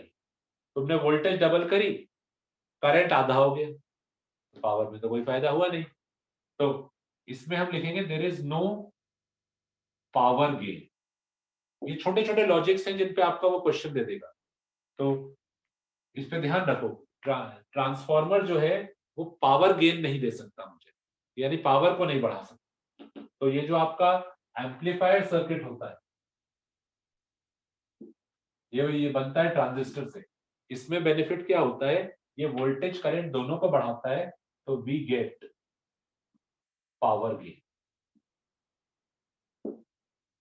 पावर गेन का मतलब होता है आपके आउटपुट में पावर ज्यादा होगी। कोई पूछता है कहां पर एम्पलीफायर यूज होता है, हमने नहीं कहीं देखा। तो कुछ आप ये मान सकते हैं सिग्नल बूस्टर आते हैं आपके घर में। सपोज करो मोबाइल का सिग्नल नहीं आ रहा, या सपोज करो घर में सिग्नल वीक आ रहा है, तो सिग्नल बूस्टर आता है। सिग्नल बूस्टर आप लगा दो घर के बाहर, तो फिर आपके घर में मोबाइल का सिग्नल अच्छा आने लग जाता है। तो वो सिग्नल बूस्टर बेसिकली क्या कर रहा है, बाहर से आपका जो मोबाइल का सिग्नल आ रहा है जो बहुत वीक हो गया है, जो आपका फोन कैच नहीं कर पा रहा, उसको वो एम्पलीफाई कर देगा, फिर उसको आगे भेज देगा जिससे कि आपका फोन उसको कैच कर पाए।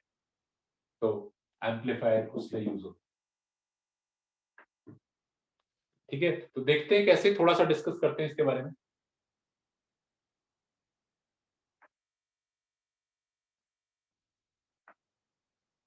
अब एम्पलीफायर जो बन रहा है उसमें ट्रांजिस्टर से बनाओगे आप, तो उसमें देखो प्रॉब्लम क्या आएगी। प्रॉब्लम ये है कि आपके ट्रांजिस्टर में टर्मिनल्स 3 है। It has 3 terminals, emitter base collector. अगर आप ट्रांजिस्टर मार्केट से खरीदोगे, छोटा सा होता है, कुछ इस तरीके से होगा, सिलेंडर शेप का, और इसमें से 3 लेग्स निकल रहे होते हैं, 3 तार निकल रहे होते हैं, एमिटर बेस और कलेक्टर। अब प्रॉब्लम क्या है कि आपको टर्मिनल्स अगर ज्वाइन करने हैं तो आपको 2 टर्मिनल्स तो इनपुट में चाहिए, तभी तो आप पूरा, ये थोड़ा ना कि आपका ये एसी सोर्स है आप सिर्फ एक ही तरफ से जोड़ोगे, दूसरी तरफ से भी तो जोड़ोगे। तो ये 2 टर्मिनल्स आपने यूज कर लिए इनपुट में, तो आउटपुट में तो फिर अकेला हुआ। अगर आउटपुट में आपको रेजिस्टर जोड़ना है तो सर्किट कंप्लीट ही नहीं हुआ। तो ट्रांजिस्टर में क्या होता है, आपको टर्मिनल्स मिल रहे हैं 3, पर 2 मुझे इनपुट में चाहिए। अभी भी आप देखो फुल वेव रेक्टिफायर शो करते थे 2 इनपुट और 2 आउटपुट, तो यहाँ पर टर्मिनल्स आपके पास सिर्फ 3 है, पर हमें चाहिए 4, 2 इनपुट के लिए 2 आउटपुट के लिए। तो हमें क्या करना पड़ता है, हमें किसी एक ना एक टर्मिनल को दोनों साइड यूज कराना पड़ता है, जैसे इस डायग्राम के हिसाब से ऐसे। अब देखिए, ये मत बनाओ, सिर्फ समझाने के लिए है। तो this is my input side, यहाँ पे मैं अपना इनपुट सिग्नल ज्वाइन करूंगा और यहाँ पर मुझे आउटपुट मिलेगा। एक और एग्जांपल एम्पलीफायर का इज द माइक। माइक में जब बोलते हैं, सपोज स्कूल में आपकी असेंबली हो रही है, माइक में बोलते हैं और दूसरी तरफ लाउड स्पीकर लगाओ, तो ये जना माइक में बोल रहा है और यहाँ स्पीकर में से तेज आवाज आ रही है। तो ये जो माइक होता है और स्पीकर होता है, इसके बीच में एक एम्पलीफायर लगाओ। आपने सुना भी होगा साउंड वूफर्स आते हैं, एम्पलीफायर्स आते हैं साउंड के। तो यहाँ पे जो इनपुट है, input is the sound, sound signal है, आउटपुट भी साउंड सिग्नल है, पर फर्क क्या है, इनपुट सिग्नल छोटा था, आउटपुट सिग्नल बड़ा है।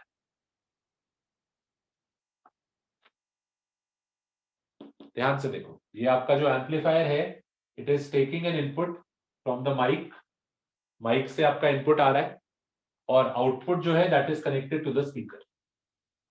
तो एम्पलीफायर जो है उसको एक इनपुट मिला लेफ्ट साइड से, और राइट साइड से एक आउटपुट दे रहा है। तो यहाँ पे हमारा इनपुट है, इनपुट जो छोटा होगा और आउटपुट जो होगा वो बड़ा होगा।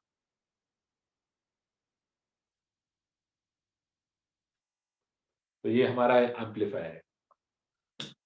अच्छा, एम्पलीफायर जब भी बनेगा तो उसमें आपको किसी न किसी एक टर्मिनल को कॉमन करना पड़ेगा, और उसके हिसाब से आपका उस ट्रांजिस्टर का नाम आ जाता है।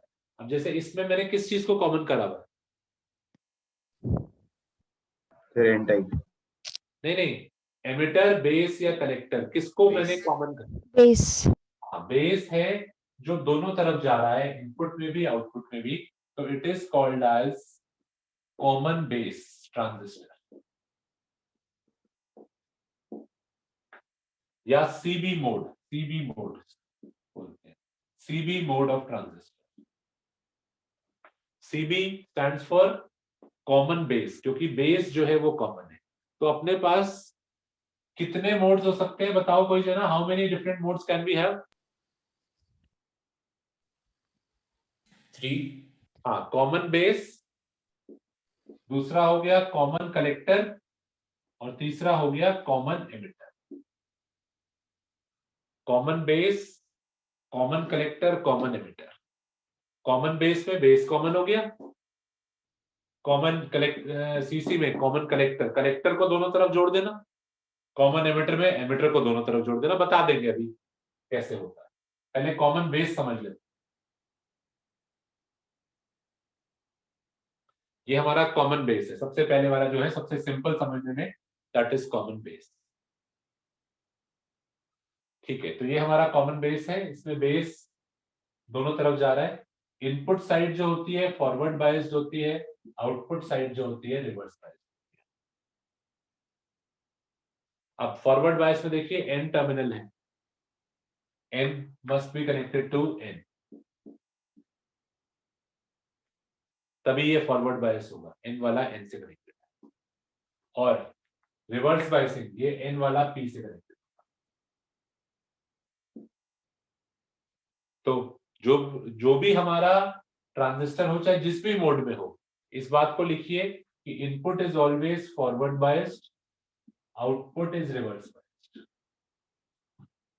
आउटपुट को रिवर्स बायस क्यों करते हैं? क्योंकि हम आउटपुट में नहीं चाहते करंट फ्लो करे। हम आउटपुट में करंट तब चाहेंगे जब वो इनपुट से आएगा। कुछ ऐसा समझो, ये आपका बिल्कुल एक लॉजिक गेट की तरह वर्क करेगा। ये डिवाइस जो है, this will work like a logic gate. जो भी हमारे लॉजिक गेट है वो इसी से बनते हैं। तो ये डिवाइस आपकी कुछ लॉजिक गेट की तरह वर्क करेगी।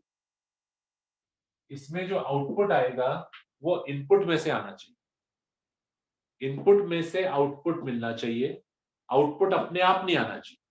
तो मैंने आउटपुट को रिवर्स बायस कर रखा है। आउटपुट रिवर्स बायस है, यानी आउटपुट अपने आप फ्लो नहीं कर सकता। ठीक है ना? अब थोड़ा सा समझना, बहुत ज्यादा डिटेल में हमें जाने की जरूरत नहीं है कि किस तरीके से फ्लो होगा। इसको दो अलग अलग पीएन जंक्शंस की तरह ट्रीट करना। एक ये वाला एमिटर बेस पीएन जंक्शन है, ये इसके बीच में ये वाला जंक्शन, इसमें डिप्लीशन रीजन बड़ा होगा छोटा होगा? यहाँ पे कौन सी बायसिंग है इस तरफ? फॉरवर्ड। फॉरवर्ड बायसिंग है।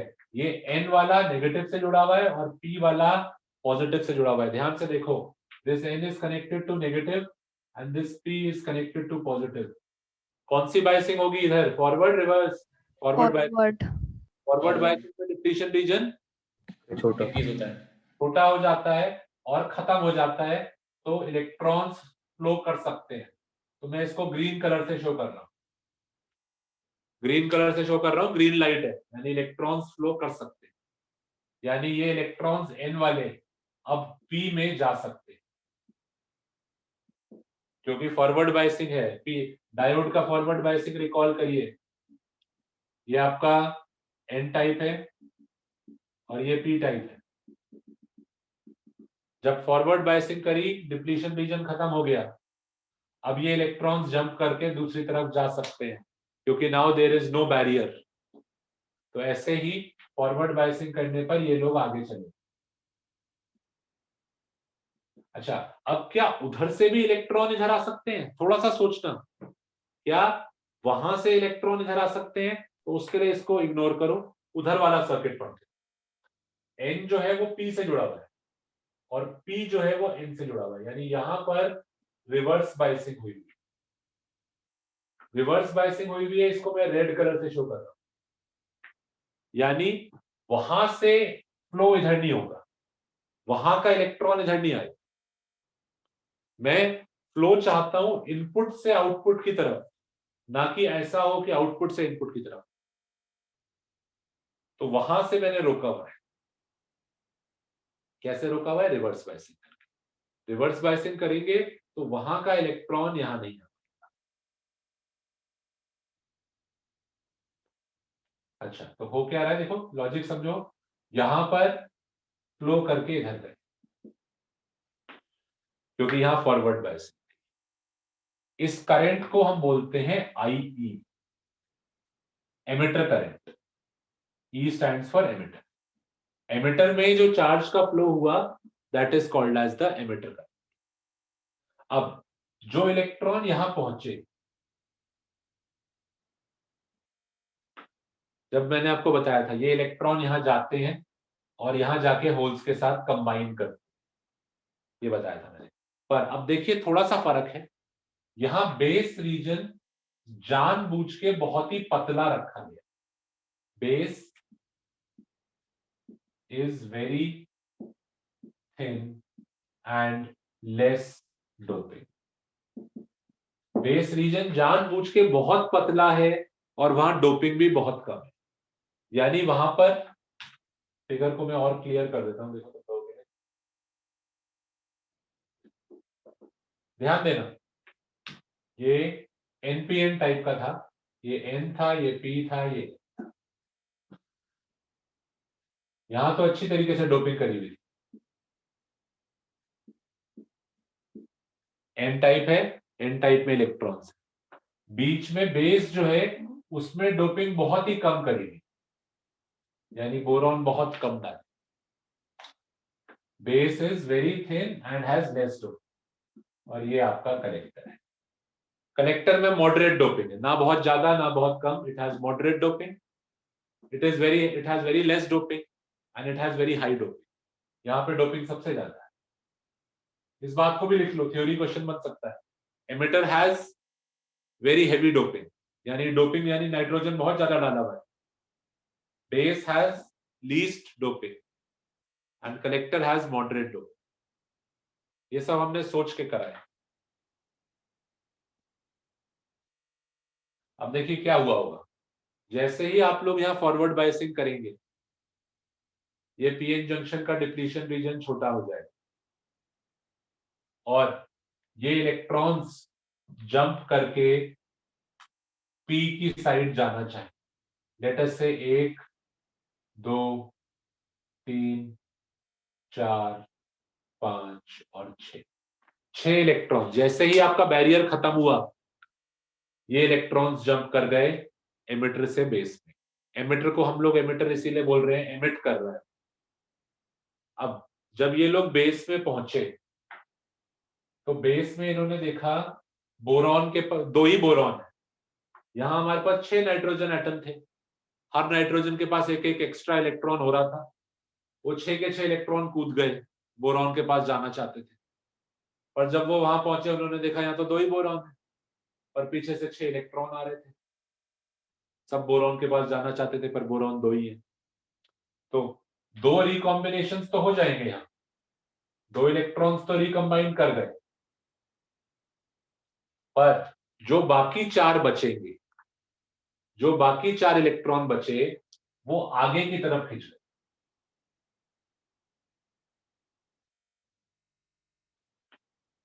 कोई कहता है क्यों आगे की तरफ खिंच गए, देखिए सेल का पॉजिटिव टर्मिनल है, सेल का यहाँ पर पॉजिटिव टर्मिनल है, तो ये 4 इलेक्ट्रॉन्स फ्लो करके यहां चले। तो फ्लो कैसे हुआ, एमिटर से बेस में कुछ इलेक्ट्रॉन्स बेस में चले गए और बाकी जो बचे वो कलेक्टर में चले। तो अगर मैं अलग से फिगर शो करूं तो एमिटर से कुछ इलेक्ट्रॉन्स आए,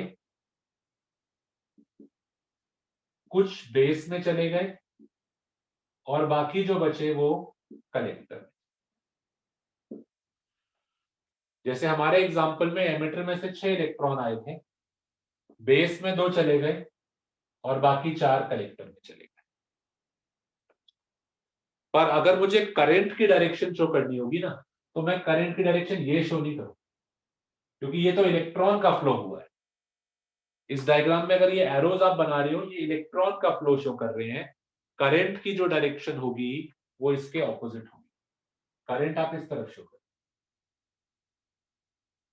करंट के लिए सारी एरोज को उल्टा करो और यहां नीचे नहीं भेजिए, इलेक्ट्रॉन्स को नीचे मत भेजो, ऊपर की तरफ करो।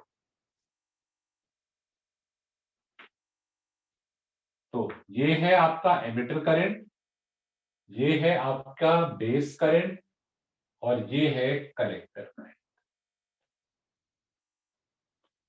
इसको उल्टा समझो, ऐसे मत समझो कि 6 इलेक्ट्रॉन यहां से गए, 2 इधर चले गए, 4 उधर चले गए।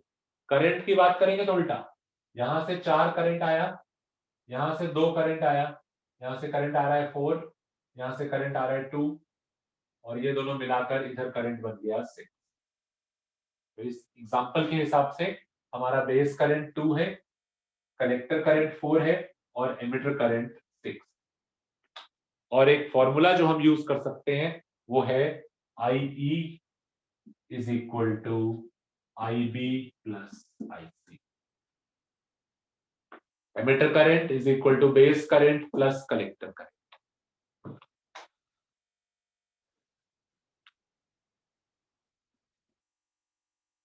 और हमेशा बेस के अंदर रिकॉम्बिनेशंस कम होंगे, क्योंकि बेस बहुत पतला है, बेस के अंदर रिकॉम्बिनेशंस बहुत कम होंगे।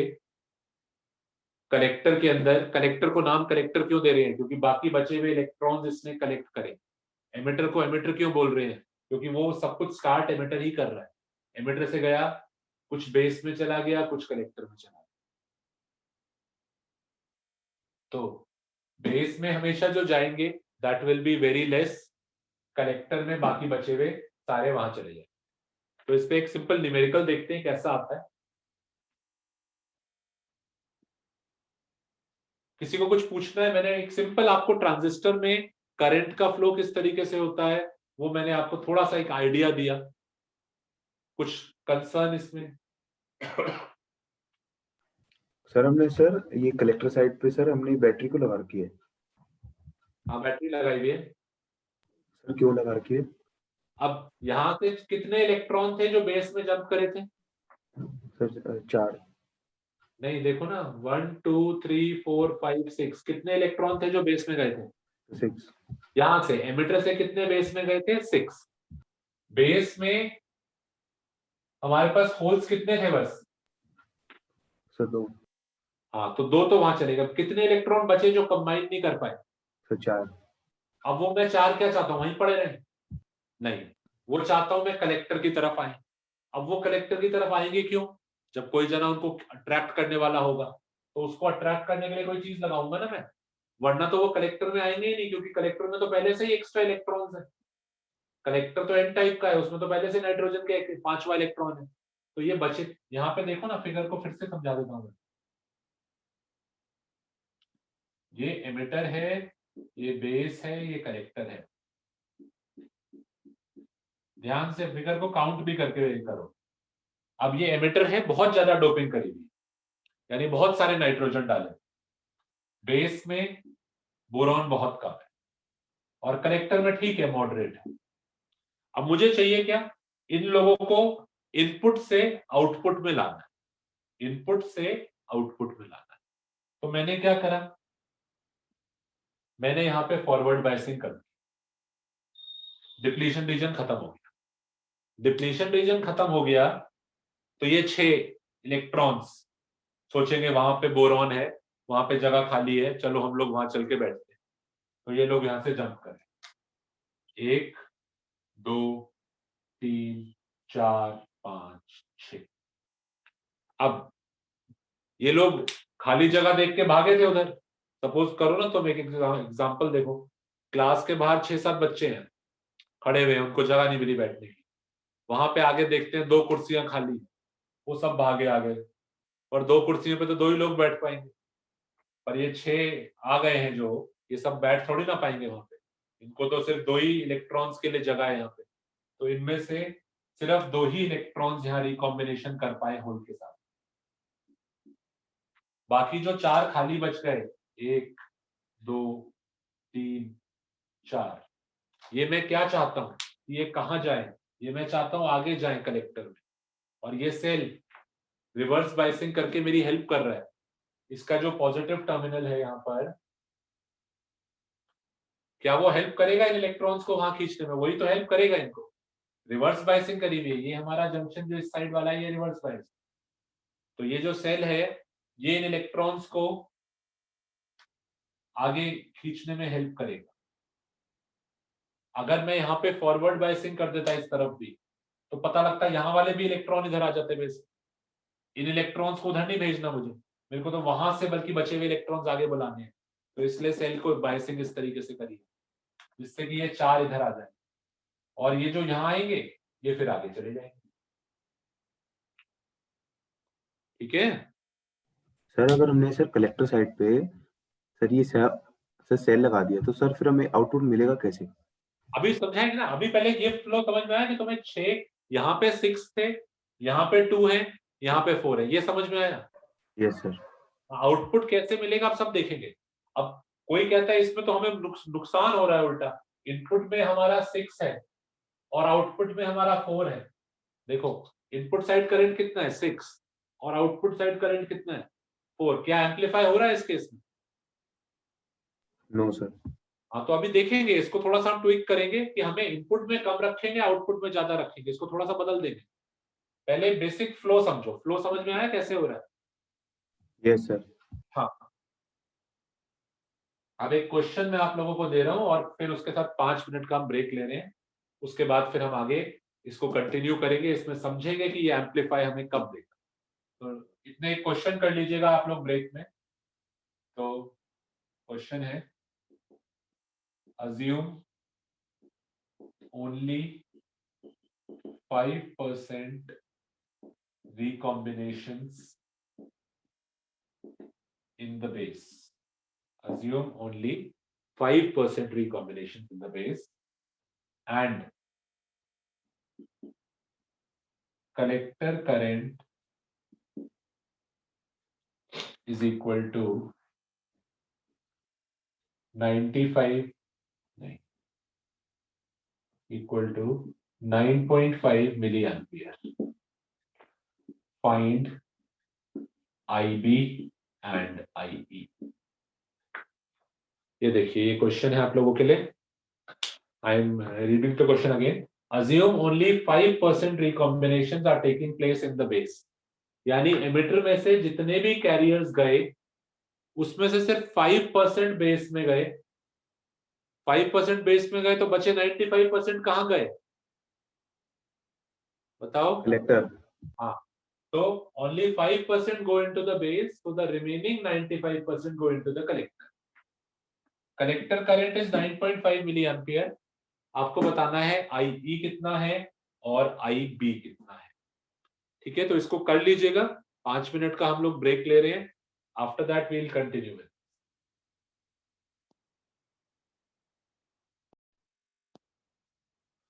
चलिए ठीक है, अब कंटिन्यू करेंगे। तो इस क्वेश्चन में देखते हैं क्या लॉजिक है।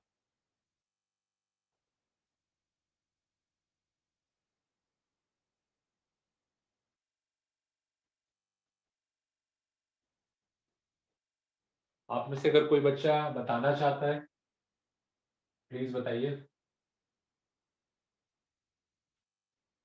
बोलो कोई जना। सर आई को सर एक्स मान लेंगे कुछ। ठीक है, अब हम इसमें क्या करते हैं, आई ई को x मान देते हैं, या आई ई को आई ही रहने दो ना, आई ई एक्स मानो, क्यों वेरिएबल कम करे हो, आई ई का कितना परसेंट बेस में गया है, 5%। तो चलो ठीक है, x मान के कर रहे हो तुमने, आई ई को x मान लिया, तो बेस में जो गया है दैट इज 0.05x, और कलेक्टर में जो गया होगा वो होगा 0.95x। तो इन्होंने जैसे करा है, इन्होंने एमिटर करंट को x मान लिया, और देखिए हमें पता है एमिटर करंट की दो पार्ट्स में बटा था, या आप इस तरीके से यहां पे देखो, इस एमिटर करंट को यहां आने दो, यहां आकर ये दो पार्ट्स में बट रहा है।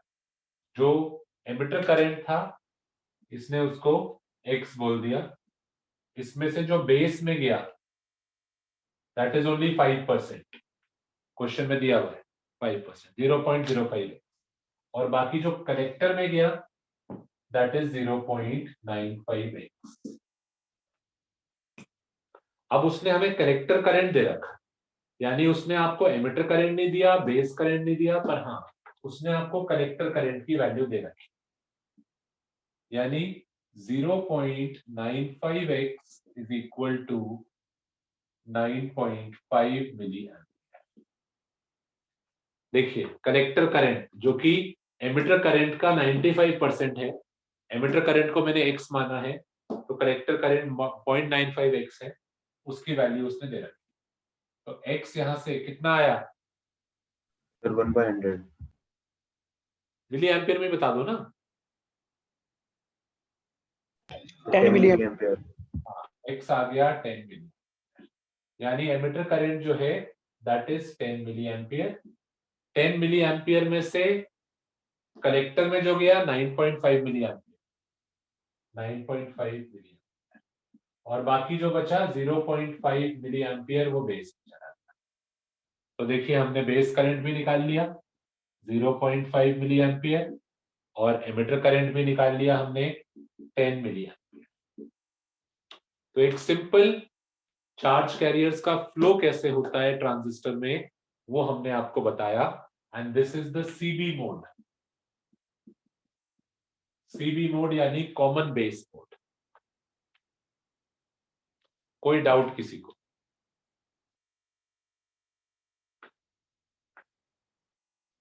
ठीक है, अब देखते हैं अगर आपको इसको एम्पलीफायर की तरह यूज करना है, तो एम्पलीफायर में हमें चाहिए होता है हमें गेन मिले, गेन मिले यानी आउटपुट जो हो वो ज्यादा हो। इस तरीके से अगर आप देखेंगे अभी, इस तरीके से आपको आउटपुट ज्यादा नहीं मिल रहा, आउटपुट इस बार तो इनपुट से कम हो गया है, आपका इनपुट 10 था और आउटपुट आपका 9.5 है, तो you are not getting a gain. Gain तब होगा जब आपका आउटपुट जो हो इनपुट से बड़ा हो। तो इसी को अब मैं दूसरे तरीके से लगा दूं, ये एमिटर था, ये बेस था, ये कलेक्टर था, this was common base mode.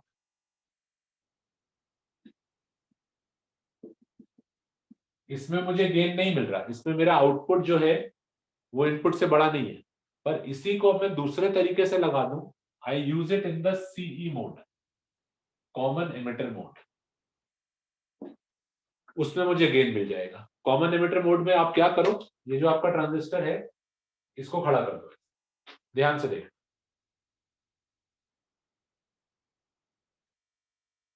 ये जो आपका ट्रांजिस्टर था ऐसे, इसको आपने वर्टिकली खड़ा कर दिया जिससे एमिटर जो है वो नीचे की तरफ, तो ये ऐसे हो, ये आपका एमिटर है, ये बेस है, और ये कलेक्टर है। देखिए यही आपका ट्रांजिस्टर जो ऐसे रखा हुआ था पहले, एमिटर बेस कलेक्टर, उसको आपने ऐसे रखा हुआ है। इससे क्या होगा, कोई बच्चा पूछता था कि एमिटर को कैसे कॉमन कर सकते हैं, तो उसको एमिटर को कॉमन करने के लिए इस तरीके से रख लीजिए। देखिए ध्यान दीजिए, अब आपका जो एमिटर है ये दोनों साइड जा सकता है।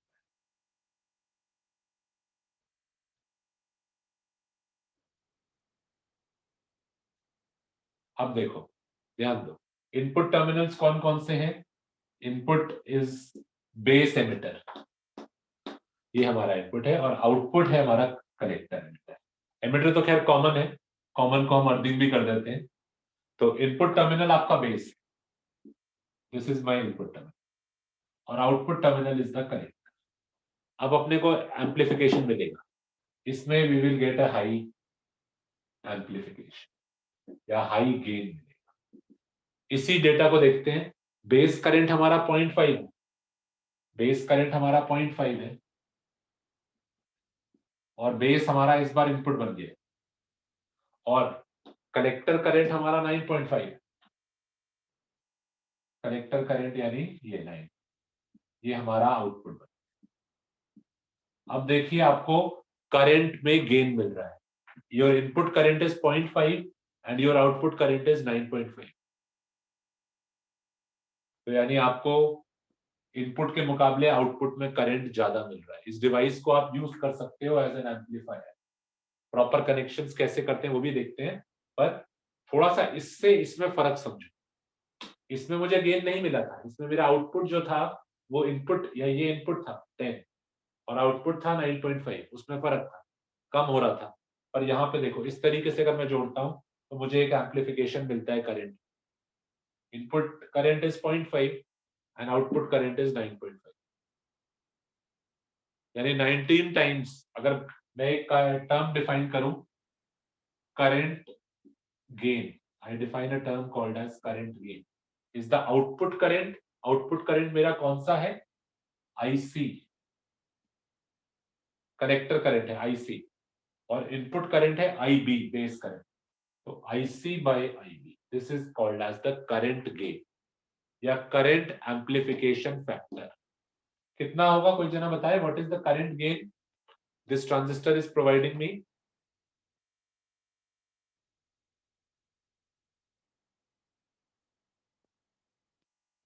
बोलो बोलो जल्दी बताओ। तो 19। हाँ, करंट गेन जो हमें मिल रहा है IC by IB, I am getting a current gain of 19 times, यानी आउटपुट करंट जो है इनपुट करंट से 19 टाइम्स। तो जो भी हमारे एम्पलीफायर्स बनते हैं, जो एम्पलीफायर सर्किट्स होते हैं, they always use the common emitter mode, because इस मोड में हमें करंट गेन सबसे ज्यादा मिलता है। और एक चीज और, इसके बाद में इसके में थोड़ा डिटेल में कराएंगे, पर एक चीज और बना लीजिए, ये हमारा इनपुट है, आउटपुट हमारा बड़ा तो है, 19 टाइम्स बड़ा है, पर उसके साथ साथ एक चीज और देखते हैं, आउटपुट बड़ा तो मिल रहा है, पर बड़ा होने के साथ साथ आउटपुट में एक चीज देखिए,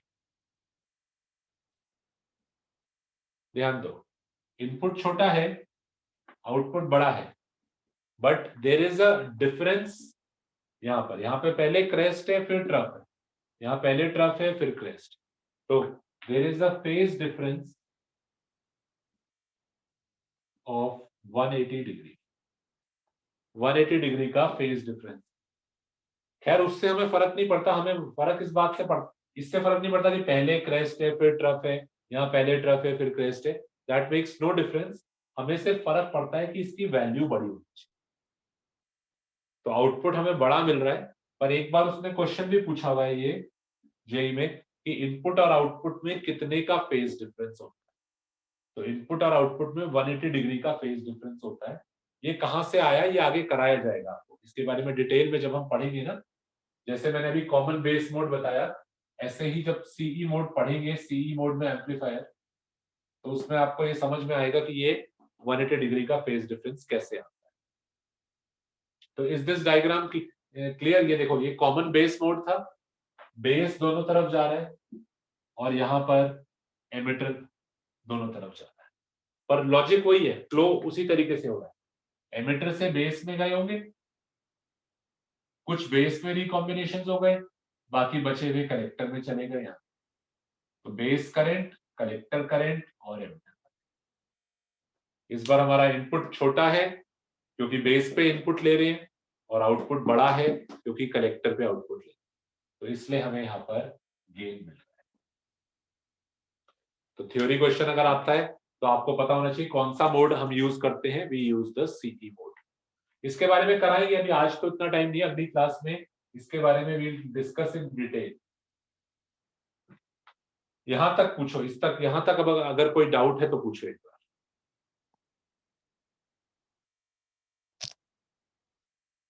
अच्छा, ये टॉपिक्स जो हम करा रहे हैं ये आपकी बुक में भी दे रखे हैं। I just tell you the page number.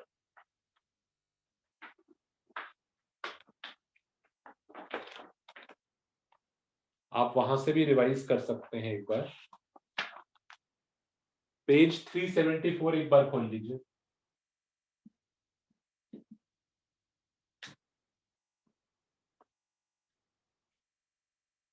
Page 374, वहां पे क्लियरली लिखा हुआ है they are not in the syllabus. CBSE syllabus की बात हो रही है। ये टॉपिक्स आपके सीबीएसई में नहीं थे, पहले भी नहीं थे, ऐसा नहीं है कि इस साल कट गए हैं। ये टॉपिक्स पहले से ही सीबीएसई सिलेबस में नहीं थे। ट्रांजिस्टर का टॉपिक जो है ये पहले से सीबीएसई में नहीं था। तो पेज 374 हमने आज डिस्कस करा है पूरा। ट्रांजिस्टर क्या होते हैं उसको पढ़िएगा, और सीबी मोड के बारे में बताया गया है, इसको रीड करिएगा। फिर 375 का स्टार्टिंग हमने आज किया। इस पे जो सीई मोड है ये हमने, इसका सर्किट डायग्राम देखो, वहां जो डायग्राम बना हुआ है उसमें ये ट्रांजिस्टर जो है इसकी जगह इसका सिंबल बना हुआ है।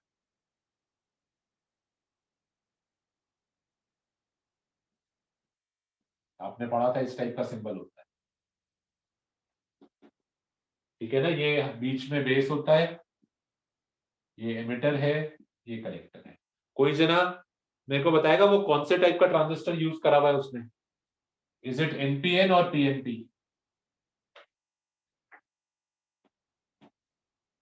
एनपीएन है या पीएनपी है? एरो देखो, एरो किधर पॉइंट कर रही है? एरो बाहर की तरफ पॉइंट कर रही है, यानी एरो हमें पता है हमेशा पी से एन पॉइंट करती है। ये पी है, ये एन, क्योंकि एरो जो होती है हमेशा पी से एन पॉइंट करती है। तो this is P, this is N. तो अगर यहां से स्टार्ट करें एन, पी और एन, तो वो जो ट्रांजिस्टर बना हुआ है that is the NPN transistor. तो इसके बाद का आगे अगली क्लास में हम कंटिन्यू कराएंगे आपको। तो यहां तक एक बार रिवाइज करना है। अगले पेज पर आ जाइए, पेज नंबर 376। 376 ये बहुत इंपॉर्टेंट है। इस पे आपके लॉजिक गेट्स और वो उनके ट्रुथ टेबल बने हुए हैं। और पेज नंबर 377, इसमें एक यूनिवर्सल गेट का कॉन्सेप्ट है, इसको रीड करिएगा। This is very simple. अगर आज की क्लास का समझ में आया है तो यूनिवर्सल गेट भी आपको समझ में आ जाएगा, ठीक है ना। तो रीड दिस, इसमें थ्योरी पार्ट है, इसको पढ़ लो। तो ये 4 पेज एडिशनल हमें करने थे, 374, 375, 376, 377। इसमें से ये हो गया है, ये हो गया, ये हो गया। इस पे थोड़ा सा बचा है जिसको अगली क्लास में हम आगे करा, पर इसको प्लीज रिवाइज कर लेना। ये बहुत इंपॉर्टेंट टॉपिक है। इस पे क्वेश्चन ट्रांजिस्टर पे भी आप देखेंगे जेई में क्वेश्चन आए हुए हैं, तो इसको प्लीज रिवाइज अच्छी तरीके से करिए। अब कोई concern before we finish the class? आज की क्लास के कुछ डाउट्स हैं? कोई कंसर्न? अगर आज जो कुछ कराया नहीं समझ में आया तो पूछो।